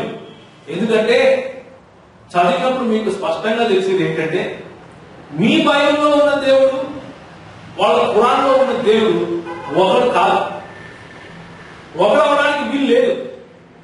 ఎందుకు అన్న విషయం నేను చెప్తాను. ఎందుకు అంటే చూడండి, అల్లాహ్ అనే పదానికి అర్థం ఏంటంటే సింపుల్ గా ద గాడ్ అనే అర్థం. అల్ ప్లస్ ఇలాహ్ అంటే ది గాడ్ అనే అర్థం. అంటే రాముడు అనే దేవుడు అంటే రామల్లాహ్ అని కూడా అనొచ్చు. కృష్ణుడు అనే దేవుడు అని చెప్పడానికి అరబీ భాషలో కృష్ణ అల్లాహ్ అని కూడా అనొచ్చు. సో అల్లాహ్ అనే పదము ఒక కామన్ గా దేవుడి కోసం వాడే పదం. అంటే మనము యెహోవా దేవుడు అన్నప్పుడు యెహోవాను పక్కన పెడితే దేవుడు అన్న పదం ఉందా, ఆ పదమే అల్లాహ్ అనే పదం. అంతే, అంతకు మించి ఇంకేం కాదు. మరి ఆ ఖురాన్లో ఉన్న దేవుడు తన పేరేమైనా చెప్పుకున్నాడా అని చూస్తే ఎక్కడ కనిపించదు. 69వ అధ్యాయం నా చేతిలో ఉన్న ఖురాన్ చూడండి. ఈ ఖురాన్లో 69వ అధ్యాయం 52వ వచనం కనుక మనం చూస్తే ఏముంటుందంటే అల్లాహ్ నామాన్ని స్తుతించండి అని అల్లాహ్ చెప్తున్నట్లుగా ఉంటుంది. కానీ అల్లాహ్ అంటే కేవలం దేవుడు అని అర్థం. అయితే మరి ఏ నామాన్ని, ఆ దేవుడుకున్న పేరేంటి, ఏ నామాన్ని మనం స్తుతించాలి అని ఆలోచిస్తే అందులో ఏ నామము కనపడదు. ఆయనకి ఏ పేరు పెట్టబడలేదు, అల్లాహ్ అనే ఉంది. ఆయనకు 99 పేర్లు ఉన్నాయంటారు. ఉదాహరణకు అల్ గఫూర్, అల్ గఫార్, ఇట్లా చాలా పేర్లు ఉన్నాయి. అర్ రహమాన్, అర్ రహీం, అల్ కరీం, ఇట్లా చాలా పేర్లు ఉన్నాయి. ఇవన్నీ కూడా ఆయన గుణగణాలు మాత్రమే. ఆయన పేరు కాదు. మనం మొట్టమొదట దేవుడు అన్న ఆ కాన్సెప్ట్ లేకపోతే ఆ ఆలోచనను ఆలోచించేటప్పుడు దేవుడు సర్వము తెలిసిన వాడై ఉండాలి అన్నాం కదా, అన్నమా లేదా? దేవుడు అన్ని చేయగల వాడై ఉండాలి అన్నమా లేదా? సో సర్వజ్ఞుడు అంటే అన్ని తెలిసిన వాడు. అంత మాత్రాన దేవుడి పేరు సర్వజ్ఞుడా? సర్వజ్ఞుడు అనేది దేవునికి ఉన్నటువంటి ఒక గుణ లక్షణము మాత్రమే. అదే విధంగా అల్లాహకు 99 పేర్లు ఉన్నాయి అని ముస్లిం పండితులు చెప్తూ ఉంటారు. ఆ 99 పేర్లు కూడా ఆయనకున్న గుణ లక్షణాలు మాత్రమే, అవి పేర్లు కాదు అన్న విషయం మనం తెలుసుకోవచ్చు. ఇప్పుడు వచ్చిన సమస్య ఏంటంటే, మరి అల్లాహ్ గుణ లక్షణాలు నిజానికి బైబిల్లో ఉన్న దేవునికి ఉన్న గుణ లక్షణాలు ఈ రెండు ఒకటేనా? ఒకే రకమైన గుణ లక్షణాలు కలిగి ఉన్న దేవుణ్ణి ముస్లిం సహోదరులు మరియు క్రైస్తవ సహోదరులు ఆరాధిస్తున్నారా అన్న విషయం మనం గమనించాలి. ఒకవేళ రెండు గుణ లక్షణాలు ఒకటే అయి ఇద్దరు ఒకే పేరు కలిగి ఇద్దరి ఉనికి ఒకటే అయితే, అంటే వాళ్ళ ఉనికిని వాళ్ళు చాటుకున్న పద్ధతి ఒకటే అయితే, మనము అప్పుడు అవునయ్యా మీరు ఆరాధించే దేవుడు నేను ఆరాధించే దేవుడు ఒకటే అని మనం చెప్పాలి. అలా కాకుండా అక్కడ చూపించినటువంటి గుణ లక్షణాలు వేరే, ఇక్కడ చూపించినటువంటి గుణ లక్షణాలు వేరే అనుకోండి, అదన్నా చికెన్ ఉండాలి, ఇదన్నా చికెన్ ఉండాలి. అంతేనా? ఆలుగడ్డ తీసుకొని చికెన్ అని చెప్పడానికి వీల్లేదు. అర్థమైనా నేను ఎందుకు అర్థం చెప్పాను? ఆలుగడ్డ తీసుకొని చికెన్ అని చెప్పడానికి వీలు లేదు. అదేవిధంగా చికెన్ చూపించి ఆలుగడ్డ నాయన ఇది అని చెప్పడానికి కూడా వీలు లేదు. కాబట్టి కొద్ది సమయము వారి గుణ లక్షణాల పైన మనం కొంచెం అధ్యయనం చేద్దాం. సూరా 4:142. మీ వైపు ఒక ఖురాన్ ఉంది, నేను మీ వైపు ఇంకో ఖురాన్ ఇస్తాను. ఎవరికైనా కావాలా చదవడానికి తీసుకోవచ్చు. సూరా 4 వాళ్ళకి నా ఎడమ పక్కన ఉండే వాళ్ళు సూరా 4:142 తీయండి. నా కుడి పక్కన ఉన్న వాళ్ళు సూరా 3:54 తీయండి. సూరా 3:54 రెండే చదువుతాం, మిగిలినవన్నీ మీరు స్క్రీన్ మీద చూసుకోవచ్చు. ఓకే, రెండే. ఎందుకంటే స్క్రీన్ మీద కనిపించేది నేను సొంతంగా రాశానా లేక ఎందులో నుంచి తీసి పెట్టానా అన్నది మీరు చూసుకోవాలి. సూరా 4:142 చదవాలి. 142 చదవండి. ఈ కపటులు అల్లాహ్ను మోసం చేస్తున్నారు, అల్లాహ్ను మోసం చేస్తున్నారు, మోసం చేస్తున్నారు అన్నదా? వాస్తవానికి అల్లాహే వారిని మోసంలో పడవేశారు, వాళ్ళని మోసంలో పడవేశారు. అబ్బో,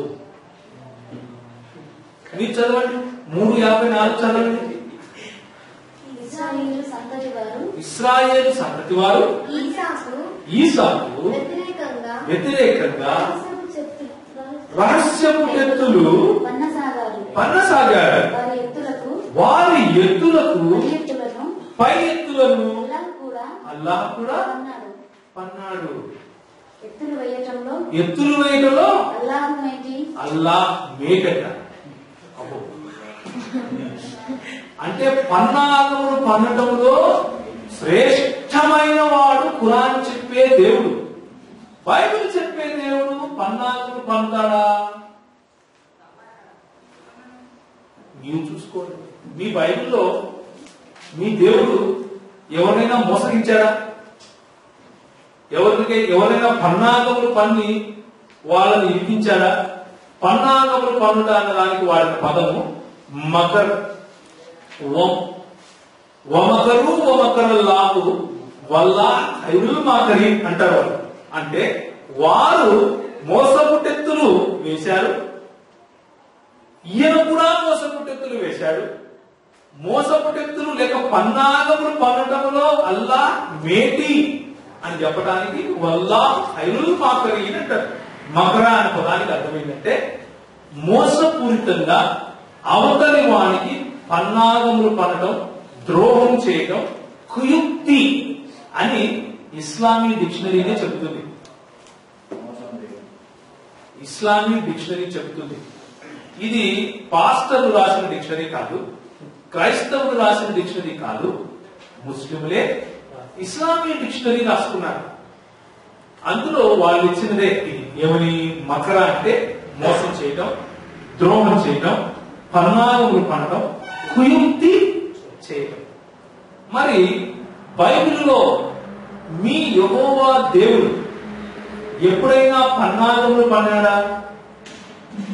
ఎవరైనా మోసపుచ్చాడా? మోసపుచ్చే అవసరత ఆయనకు ఉందా అని చూస్తే మనం అలాంటి సుగుణాలు అల్లాహ్లో కనిపిస్తాయి కానీ యెహోవా దేవునిలో కనిపించవు. మరి అది సుగుణమా దుర్గుణమా ముస్లిం సహోదరులు చెప్పాలి. మన మట్టుకైతే ఈ గుణము యెహోవా దేవునిలో కనిపించదు. దానికి ఉదాహరణగానే స్క్రీన్ పైన మీకు కనిపించే ఈ వచనాలలో మీరు చూస్తారు. ఉదాహరణకు 17వ అధ్యాయము 16వ వచనంలో ఏదైనా ఒక నగరాన్ని ఆయన నాశనం చేయాలి అంటే అందులో ఉన్న ధనికులను పాపం చేయమని ప్రేరేపిస్తాడు. వాళ్ళు పాపం చేసిన కారణంగా ఆ నగరాన్ని లేదా పట్టణాన్ని ఆయన హతమారుస్తాడు. అదేవిధంగా సూరా 14:4 కనుక మీరు చూస్తే ఎవరిని కావాలంటే వారిని సన్మార్గంలో నడిపిస్తాడు, ఎవరిని కావాలంటే వారిని అపమార్గంలో లేకపోతే దుర్మార్గంలో లేకపోతే చెడు మార్గంలో ఆయన నడిపిస్తాడు. మరి మీరు కొలిచే యెహోవా దేవుడు ఎవరిని పడితే వాళ్ళని దుర్మార్గం వైపు లేకపోతే చెడు మార్గం వైపు నడిపిస్తాడా? ఆయన మనము ఇంకనూ ఆయనకు శత్రువులుగా ఉండగానే మన కొరకు తన కుమారుడిని పంపించి ప్రాణం పెట్టించాడు. కుమారుడు స్వంతంగా ప్రాణం పెట్టాడు. తన ప్రాణాన్ని పెట్టి మరి మనల్ని రక్షించుకున్నాడు, కాపాడుకున్నాడు. అది మన దేవుని ఔన్నత్యం. అంటే బైబిల్ ఈ 66 పుస్తకాలలో ఉన్నటువంటి సత్యము మనల్ని ప్రేమించే దేవుడు, మోసం చేసే దేవుడు కాదు. పన్నాగములు పన్నే దేవుడు కాదు. మరి సహీ ముస్లిం అనే ఒక గ్రంథం ఉంది. సహీ ముస్లిం అంటే ఇవి హదీసు గ్రంథాలు. ఖురాన్ తర్వాత ఖురాన్ కున్నంత విలువ ఈ గ్రంథాలకు ఉంటుంది. ఈ గ్రంథాల్లో చెప్పిన మాటలు ఈ గ్రంథాలు ఏమంటే సహీ హదీసులు మాత్రమే. సహీ అల్ బుఖారీ, సహీ ముస్లిం, సునన్ అబూ దావూద్ ఇలాంటివి కొన్ని ఉన్నాయి. వాటిని సహీ హదీసులు అంటారు. అంటే విశ్వసనీయమైన ప్రవక్త చెప్పిన మాటలు అని అర్థం. ప్రవక్త నేర్పించినటువంటి పద్ధతులు, ఆయన నేర్పించిన సూత్రాలు అని అర్థం. ఆ విశ్వసనీయమైన గ్రంథాలు ఏంటంటే అల్లాహ్ కొందరిని వ్యభిచారం కొరకే నియమించాడట, వ్యభిచారం కొరకే సృష్టించాడు. వారు వ్యభిచారం చేసేలా ఆయన చేస్తారు.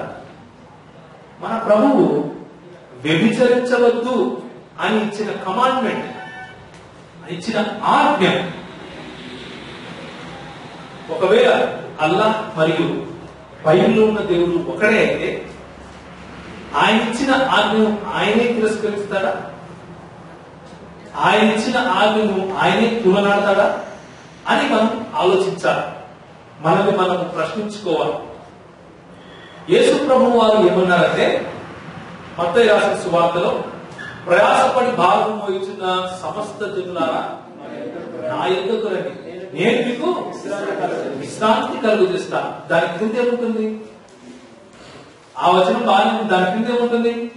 నా కాడి సులువైనది, నేను సాత్వికుడను, దీన మనస్సు గలవాడిని, నా దగ్గరికి వచ్చి నేర్చుకోండి అని ప్రభువు 2 కాడెత్తులు కట్టే ఒక కాడి చూసారా, ఒకవైపు ఆయన తల వచ్చి నిలబడుకొని మరోవైపు మనల్ని సాత్వికత్వం నేర్చుకోమని పిలుస్తున్నాడు. కానీ ఖురాన్ ప్రకటించే దేవుడు ఆయన అల్లా ఏమంటున్నాడంటే ఆయన అల్ ముతకబీర్ అంట. అల్ ముతకబీర్ అంటే గర్విష్ఠులలో శ్రేష్ఠుడు, శ్రేష్టమైన గర్విష్ఠి అని అర్థం. ఇది నేను చెప్పట్లేదు, చూడండి ఖురాన్ 16:29 చదవండి మీ దగ్గర.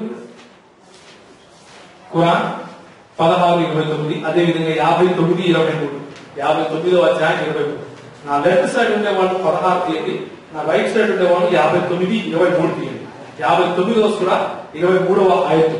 సో కుయుక్తి కలిగిన ఈ అల్లా, తప్పుడు మార్గం పట్టించే అల్లా, అక్కడ వాడి పదం అగోయతాని అన్న పదము, మన దేవుడైనటువంటి యెహోవా అవ్వడానికి వీలు లేదు. కాబట్టి మనము ఒక పాయింట్ లో యెహోవాకు ఉన్నటువంటి నిబద్ధత, కమిట్మెంట్ ఎవరిపైన? ప్రజలపైన. అల్లాహ్కు లేనట్లుగా మనం చూస్తున్నాం. రెండో మాట మనం చూద్దాం. మన దేవుడైన యెహోవా ఆయన మాటను మారుస్తాడా? చెప్పండి. సంఖ్యాకాండము 23వ అధ్యాయము 19వ వచనం. అదేవిధంగా మత్తయి సువార్త 24వ అధ్యాయం 35వ వచనం. సంఖ్యాకాండము 23:19, మత్తయి 24:35. ఆకాశమును భూమియు గతించిపోవును గాని నా మాటలు ఏమాత్రమును గతింపవు. సంఖ్యాకాండంలో చూడండి, దేవుడు అబద్ధమాడుటకు మానవుడు కాదు, ఆయన మానవుడు కాదు, పశ్చాత్తాపపడుటకు నరపుత్రుడు కాదు, ఆయన నరపుత్రుడు కాదు. ఒక మాట ఇస్తే అది దాని గురించి మళ్ళీ ఆయన రిగ్రెట్ అవ్వడు, ఆయన అబద్ధం ఆడడు. ఆయన చెప్పి చేయకుండా ఉంటాడా? ఆయన మాట ఇచ్చి స్థాపించకుండా ఉంటాడా? అంటే ఆయన మాట నిరంతరము స్థాపించబడేది అని అర్థం. కానీ మరి అల్లాహ్ అంటే ఖురాన్ చెప్పే దేవుడు మరియు బైబిల్ చెప్పే దేవుడు ఒకడే అయితే, ఖురాన్ లో ఉన్న దేవుడు చెప్పిన మాటలు కూడా ఎప్పుడు స్థాపించబడేవై ఉండాలి. ఆకాశము భూమి గతించిపోయినా కానీ ఆయన మాటలు గతించిపోనివిగా ఉండాలి. కానీ ఒకసారి చూడండి, సూర 2:106. సూర 2:106 ఏముంటుందంటే, మేము మా ప్రవచనాలలో అంటే మేము ఇచ్చినటువంటి ఈ ఆయతులలో ఒకదాన్ని రద్దు చేసినా, అంటే ఆయన ఒక మాట ఇస్తాడు, దాన్ని ఆయన ఏం చేస్తాడు? రద్దు చేస్తాడు. చదవండి. మేము మా ప్రవచనములలో ఒకదానిని రద్దు చేసిన లేక మరిపింపజేసిన దేవుడు తన వాక్యాన్ని ప్రజలకు ఇచ్చిన తర్వాత మరిపింపజేస్తాడు. ఓకే, దాని స్థానంలో దానికంటే శ్రేష్టమైన దానిని లేక కనీసం దానితో సమానమైన దాన్ని తీసుకొస్తాం. చాలు. ఇప్పుడు చెప్పండి, దేవుని వాక్యంలో శ్రేష్టమైన వాక్యము, తక్కువ శ్రేష్టమైన వాక్యాలు అంటే ఏమంటారు? యెహోవా వాక్యంలో శ్రేష్టమైనది ఒకటి, శ్రేష్టం కాదు అనుకుంటారా? అంటే యెహోవా తక్కువ శ్రేష్టమైన మాట కూడా మాట్లాడతారా? దేవుని వాక్యం అంటేనే శ్రేష్టమైంది. దాంట్లో తక్కువ శ్రేష్టం ఎక్కువ శ్రేష్టమే ఉండదు. అబద్ధాలు నిజాలే ఉండవు. ఆయన మాట్లాడితే నిజాలే మాట్లాడతాడు. కానీ ఖురాన్ ప్రకటించే అల్లా ఆ విధంగా కనపడలేదు. ఆయన సొంతంగా తనంతకు తాను చెప్పుకుంటున్నాడు. ఏమని చెప్పుకుంటున్నాడు? నా ప్రవచనాల్లో ఒకటి కనుక నేను రద్దు చేస్తే, అంటే రద్దు చేయడానికి అవసరం ఏంటి? అది జరగకనా? అది వాళ్ళకి అర్థం కాకనా? వాళ్ళకి అర్థం కాదు అని ఆయనకు తెలీదా? తెలియకుండానే మాట్లాడేశాడా? ఇలాంటి సమస్యలన్నీ వస్తాయి. ఒక మాట చెప్పి నేనున్నాను, చిన్న బిడ్డలు ఉన్నారు. నేను మాట్లాడే మాటలు వాళ్ళకి అర్థం కాకపోతే సరే సరే సరే పర్లేదు నేను ఈ విధంగా చెప్తాను నేను నీకు అని చెప్పి ఇంకొక మాట చెప్తాను. అది కూడా అర్థం కాకపోతే ఇంకొంచెం సింప్లిఫైడ్ గా చెప్పడానికి ప్రయత్నిస్తాను. ఎందుకు? నేను నాకు అన్ని తెలియదు కాదు, సర్వజ్ఞుని కాదు కదా. వాళ్ళు ఎంత లెవెల్లో ఉన్నారు, వాళ్ళకి ఎంత ఇస్తే వాళ్ళకి అర్థమవుతుంది అనే విషయం నాకు తెలియదు కదా. అందుకు నేను అలా చేయొచ్చు. కానీ దేవుడు సర్వజ్ఞుడై ఉండాలి, ఆయనకు అన్ని తెలిసి ఉండాలి. ఆ వచనం వాళ్ళకి అర్థం అవుతుందా కాదా అని తెలిసి ఉండాలి. అలా తెలిసి మాట్లాడాలి. మాట్లాడి రద్దు ఎందుకు చేస్తాడు?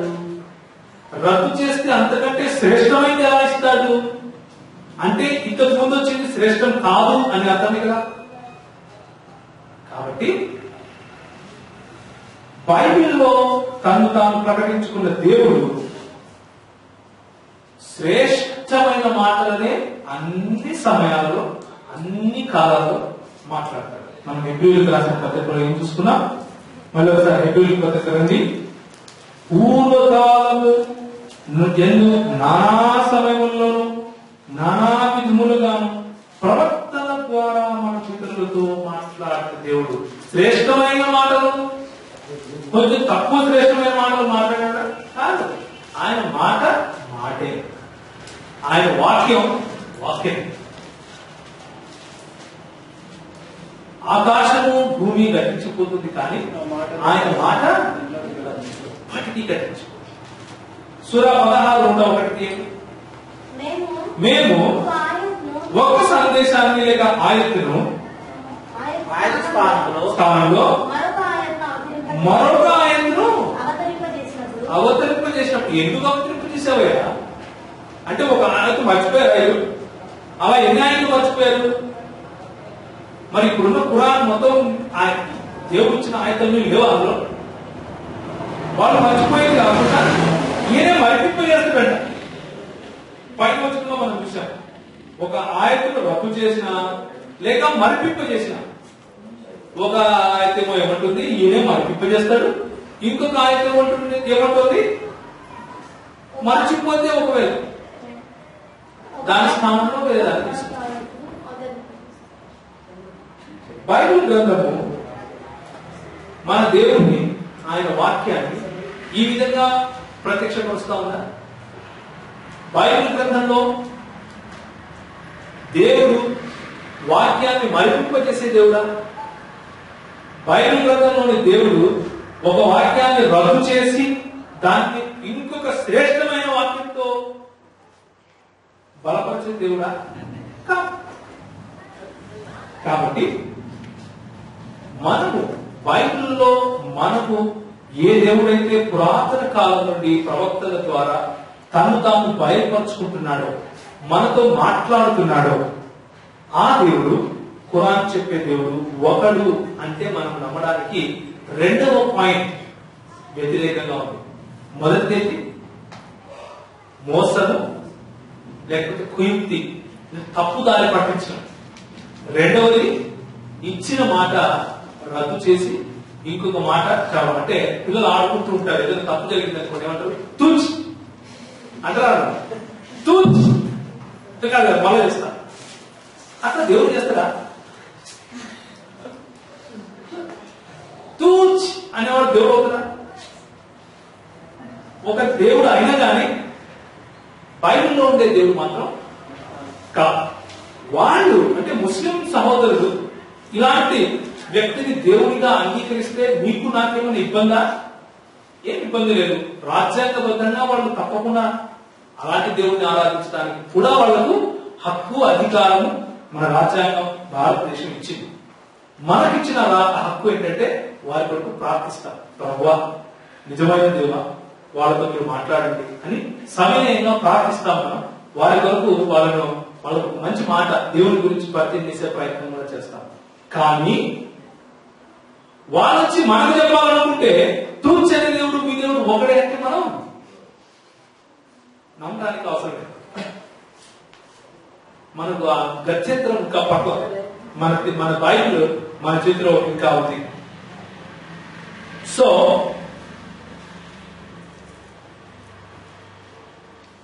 ఇప్పుడు మన దేవుడు తన అనుయాయులకు, లేకపోతే తన సహచరులకు, లేకపోతే తన శిష్యులకు, తనను నమ్మిన వారికి ఆయన ఇచ్చే స్వర్గం లేకపోతే పరలోకం గురించి, అదేవిధంగా ఖురాన్లో చెప్పిన దేవుడు తన శిష్యులకు ఇచ్చే స్వర్గం గురించి ఒకసారి చూద్దాం. మరి అది ఈ రెండు ఒకటే రకంగా కనిపిస్తున్నాయా లేక వేరు వేరుగా ఉన్నాయి అని మనం చూద్దాం. ముందు బైబిల్ గ్రంథం నుంచి చూద్దాం. బైబిల్ ఏమంటోంది? రోమీయులకు రాసిన పత్రిక 14వ అధ్యాయం 17వ వచనం ఏమంటోంది? చదవండి గట్టిగా. దేవుని రాజ్యము భోజనమును పానమును కాదు, కానీ నీతియు సమాధానమును పరిశుద్ధాత్మ యందలి ఆనందమునైనది. ఏమి కాదు, ఏమేమైంది? భోజనం కాదు, పానం కాదు. అంటే తిని తాగి తిరుగుతాను అంటే అది దేవుని రాజ్యం కాదురా నాయనా. దేవుని రాజ్యం అంటే సమాధానం ఉంటుంది, ఇంకేముంటుందమ్మా? నీతి ఉంటుంది, ఇంకా పరిశుద్ధాత్మ ఆనందం ఉంటుంది. దేవుని రాజ్యము మనకి ఇవ్వబడినటువంటి దేవుని రాజ్యం, నేను నీకు ఇస్తాను, నా రాజ్యంలో నీ కొరకు నేను ఒక ఇల్లు కడుతున్నాను, నేను మళ్ళీ వచ్చి తీసుకెళ్తాను అని మన ప్రభు అయిన యేసు క్రీస్తు మనకి ఇచ్చినటువంటి ఆ వాగ్దాన భూమి, ఆ వాగ్దానము అనే ఆ దేవుని రాజ్యము లేకపోతే పరలోక రాజ్యము ఏంటి అంటే అందులో నీతి చూస్తున్నాం, పరిశుద్ధాత్మ ఆనందం చూస్తున్నాం, ఇంకేం చూస్తున్నాం? సమాధానం చూస్తున్నాం. Righteousness, peace and joy in the Holy Spirit. కానీ మరి చూద్దాం అల్లాహ్ ఇచ్చే పరలోకం ఎలా ఉంది. సూరా 52:17 భయభక్తులు గలవారు అక్కడ ఉద్యానవనాలలో, అంటే ఉద్యానవనాలంటే ఏంటి? పార్కులు. అంటే అక్కడ పార్కులు ఉంటాయి, చెట్లు గిట్లు పచ్చగా పార్కులు ఉంటాయి. ఓకే, భోగ భాగ్యాలంట. భోగ భాగ్యాలు చదవ. వారి ప్రభు వారికి ఇచ్చే వాటిని హాయిగా అనుభవిస్తూ ఉంటారు. ఓకే, ప్రభు వారిని నరక శిక్ష నుండి రక్షించుకుంటారు. ఓకే, వారితో ఇలా అనబడుతుంది, హాయిగా తినండి త్రాగండి. మనకు ప్రభు ఇచ్చే వాగ్దానం ఏంటి? అక్కడ భోజనమును పానమును కాదు. ఇక్కడ ఆయన చెప్తున్నాడు హాయిగా తినండి తాగండి. ఓకే, మీరు చేస్తూ ఉండిన కర్మలకు ప్రతిఫలంగా వారు చేయబడిన ఆసనాలపై దిండ్లకు ఆనుకొని, వాళ్ళ కోసం చేయబడిన ఆసనాలు ఉంటాయి, దిండ్లకు ఆనుకొని ఉంటారు వాళ్ళు. ఓకే, ఎదురెదురుగా దిండ్లకు ఆనుకొని కూర్చొని ఉంటారు. ఓకే, మేము వారికి ఆనందమైన కళ్ళు గల సుందర రంగులనిచ్చి అమ్మ వదిలే, నువ్వు ఇబ్బంది పడుతున్నావు, నువ్వు చదవాలి. మీరు చదవలేరని నాకు తెలుసు, అర్థమైపోయింది. వద్దు, మీరు చదివి మీరు ఇబ్బంది పడకండి. ఎదురెదురుగా కూర్చొని ఉంటారట. మేము వాళ్ళకి ఏమి ఇస్తారంటే ఈయన వారికి అందమైన కళ్ళు గల సుందరాంగులనిచ్చి వివాహం చేస్తారంటే ఈయన. మన పరలోక రాజ్యంలో పెళ్లిళ్ళు ఉంటాయండి. దేవుడి వాక్యం పెళ్లిళ్ళు చేసుకోమని చెప్తుందా పరలోక రాజ్యంలో? ఇట్లనే ఒకరు వచ్చి యేసుప్రభుని అడిగారు. ఏమని అడిగారంటే, అయ్యా ఇదిగో ఈ ఒక ఆమె ఉంది, ఒక ఆయన చేసుకుంది, ఆయన చచ్చిపోయినాడు, వాళ్ళ తమ్ముడు చేసుకుంది. హెబ్రూ సంస్కృతి ప్రకారం ఆయన చచ్చిపోయినాడు, మరో ఆయన చేసుకుంది, ఆయన చచ్చిపోయినాడు. ఈమె పరలోక రాజ్యం పోతే ఎవరికి పారేస్తుందయ్యా అని అడిగారు. ఆయన ఏమని చెప్పాడు? పరలోక రాజ్యం నందు ఇచ్చి పుచ్చుకోరుంటారు, పెళ్లిళ్ళు ఉండదని చెప్పాడు మన దేవుడు. ఈయన చెప్తున్నాడు సుందరాంగుల్ని ఇచ్చి పెళ్లి చేస్తాడు. సుందరాంగుల్ని ఇచ్చి అందమైన కన్నుగలు అంటాం. మళ్ళా ఇలా ఊరిలు అంటారు. అక్కడ నిజానికి గుండ్రటి ఛాతీ అని కూడా వాడబడింది. సిగ్గుకరమైన మాటలు కూడా ఉంటాయి, కొన్ని పరిశుద్ధ స్థలంలో మనం చెప్పుకోలేని మాటలు ఉంటాయి. మరి ఈ దేవుడు మన దేవుడు ఒకడే అంటే ఎలా సాధ్యమవుతుందంటారు? ఇంకొకటి ఏంటి? సుర 56 10 నుంచి 40 వరకు. సుర 56 10 నుంచి 40. నా దగ్గర సమయం లేదు, 3 నిమిషాలు ముగించాలి. ఇక కుడిపక్షం వారి అదృష్టాన్ని గురించి ఏమనాలి? వాళ్ళ అదృష్టం చూడండి ఎట్లుంటుందో. వారు ముళ్ళు లేని రేగు చెట్లు, అరటి పండ్ల గెలలు, దూరంగా వ్యాపించి ఉండే నీడలు, ఎల్లప్పుడూ ప్రవహించే నీరు, ఎల్లప్పుడూ నీళ్లు ప్రవహిస్తా ఉంటాయి. అన్నిటికీ అంతం కాని నిరాటకంగా లభించే అసంఖ్యాకమైన పండ్లు ఉంటాయి. మరి ఎత్తైన ఆసనాలు వీటి మధ్య ఉంటారు. ఎత్తైన ఆసనాలు ఉంటాయి వాళ్ళ కూర్చోడానికి. వారి భార్యలను అబ్బో ఎంతమందో మేము ప్రత్యేకంగా సరికొత్త పంథాలు సృష్టిస్తాము. వారిని కన్యలుగా చేస్తారు. వారు తమ భర్తలను అమితంగా ప్రేమిస్తారు. ఓకే, వయసులో సమంగా ఉంటారు. ఇదంతా కుడిపక్షం వారి కొరకు. వారిలో ముందు వారు చాలా మంది ఉంటారు. పరలోకంలో ఇక్కడి నుంచి వాళ్ళు పోయి ఎక్కువ మంది భార్యలు పెళ్లి చేసుకుని తినడం, తాగడం, ఇంకోటి వాళ్ళతో సహజీవనం, అంటే శారీరకంగా కూడా వాళ్ళతో సహజీవనం చేసే పద్ధతులు అక్కడ ఉంటాయి. ఎక్కడ? పరలోకంలో. మన ప్రభు ఏమంటున్నాడు? పరలోక రాజ్యం అంటే తినుటయు కాదు, అక్కడ పెళ్లికి ఇచ్చిపుచ్చుకోరు. ఇది బాగానే ఉంది. మరి స్త్రీలు చనిపోతే భర్తల ముస్లింస్లు చనిపోరా? చనిపోతారు కదా. మరి వాళ్ళకి ఉంచుతారు అయ్యా సమస్య కదా. ఎందుకంటే భర్తలకు ఇచ్చే వాళ్ళనేమో ప్రత్యేకంగా చేస్తున్నాడు, ఎప్పుడు నిరంతరం కన్యగా ఉండే వాళ్ళని చేస్తున్నాడు. మరి ఇప్పుడు స్త్రీలకు కష్టమైపోతుంది కదా. కాబట్టి ఇలాంటి దేవుడు, బైబిల్లో ఉన్న దేవుడు ఒకడు అని ఎందుకు నమ్ముతున్నాం? నమ్మగలమా? నమ్మలేదు. 4వ అధ్యాయం 57వ వచనం, కాలువలు ప్రవహించే ఉద్యానవనాలలో ప్రవేశపెడతాం, అక్కడ వాళ్ళు కలకాలం ఉంటారు, ఇంకా మాకు పరిశుద్ధులైన భార్యలు ఉంటారు, మేము వారికి దట్టమైన నీడల్లో ఉంటాం. ఒక వ్యక్తికి అల్లా 72 మంది స్త్రీలతో వివాహం చేస్తాడు అని, మరియు 70 మందిని నరకం నుండి స్వాస్థ్యంగా తెప్పించబడిన వారు, కానీ ఒక స్త్రీ ఒక పురుషుడే ఇవ్వబడతాడు అని ఇస్లామీ సాహిత్యం చెప్తుంది. అంటే ఒక స్త్రీ చనిపోతే ఆయనకు ఒక పురుషుడే ఇవ్వబడతాడు పైన, కానీ పురుషుడు చనిపోతే మాత్రం 72 మంది కన్యకలతో ఆయనకు వివాహం చేస్తాడు. ఎందుకప్ప అంత వివక్ష? అన్యాయం కదా. అక్కడ ఆ హేమంలో HIV వైరస్ ఉండదు. ఓకే,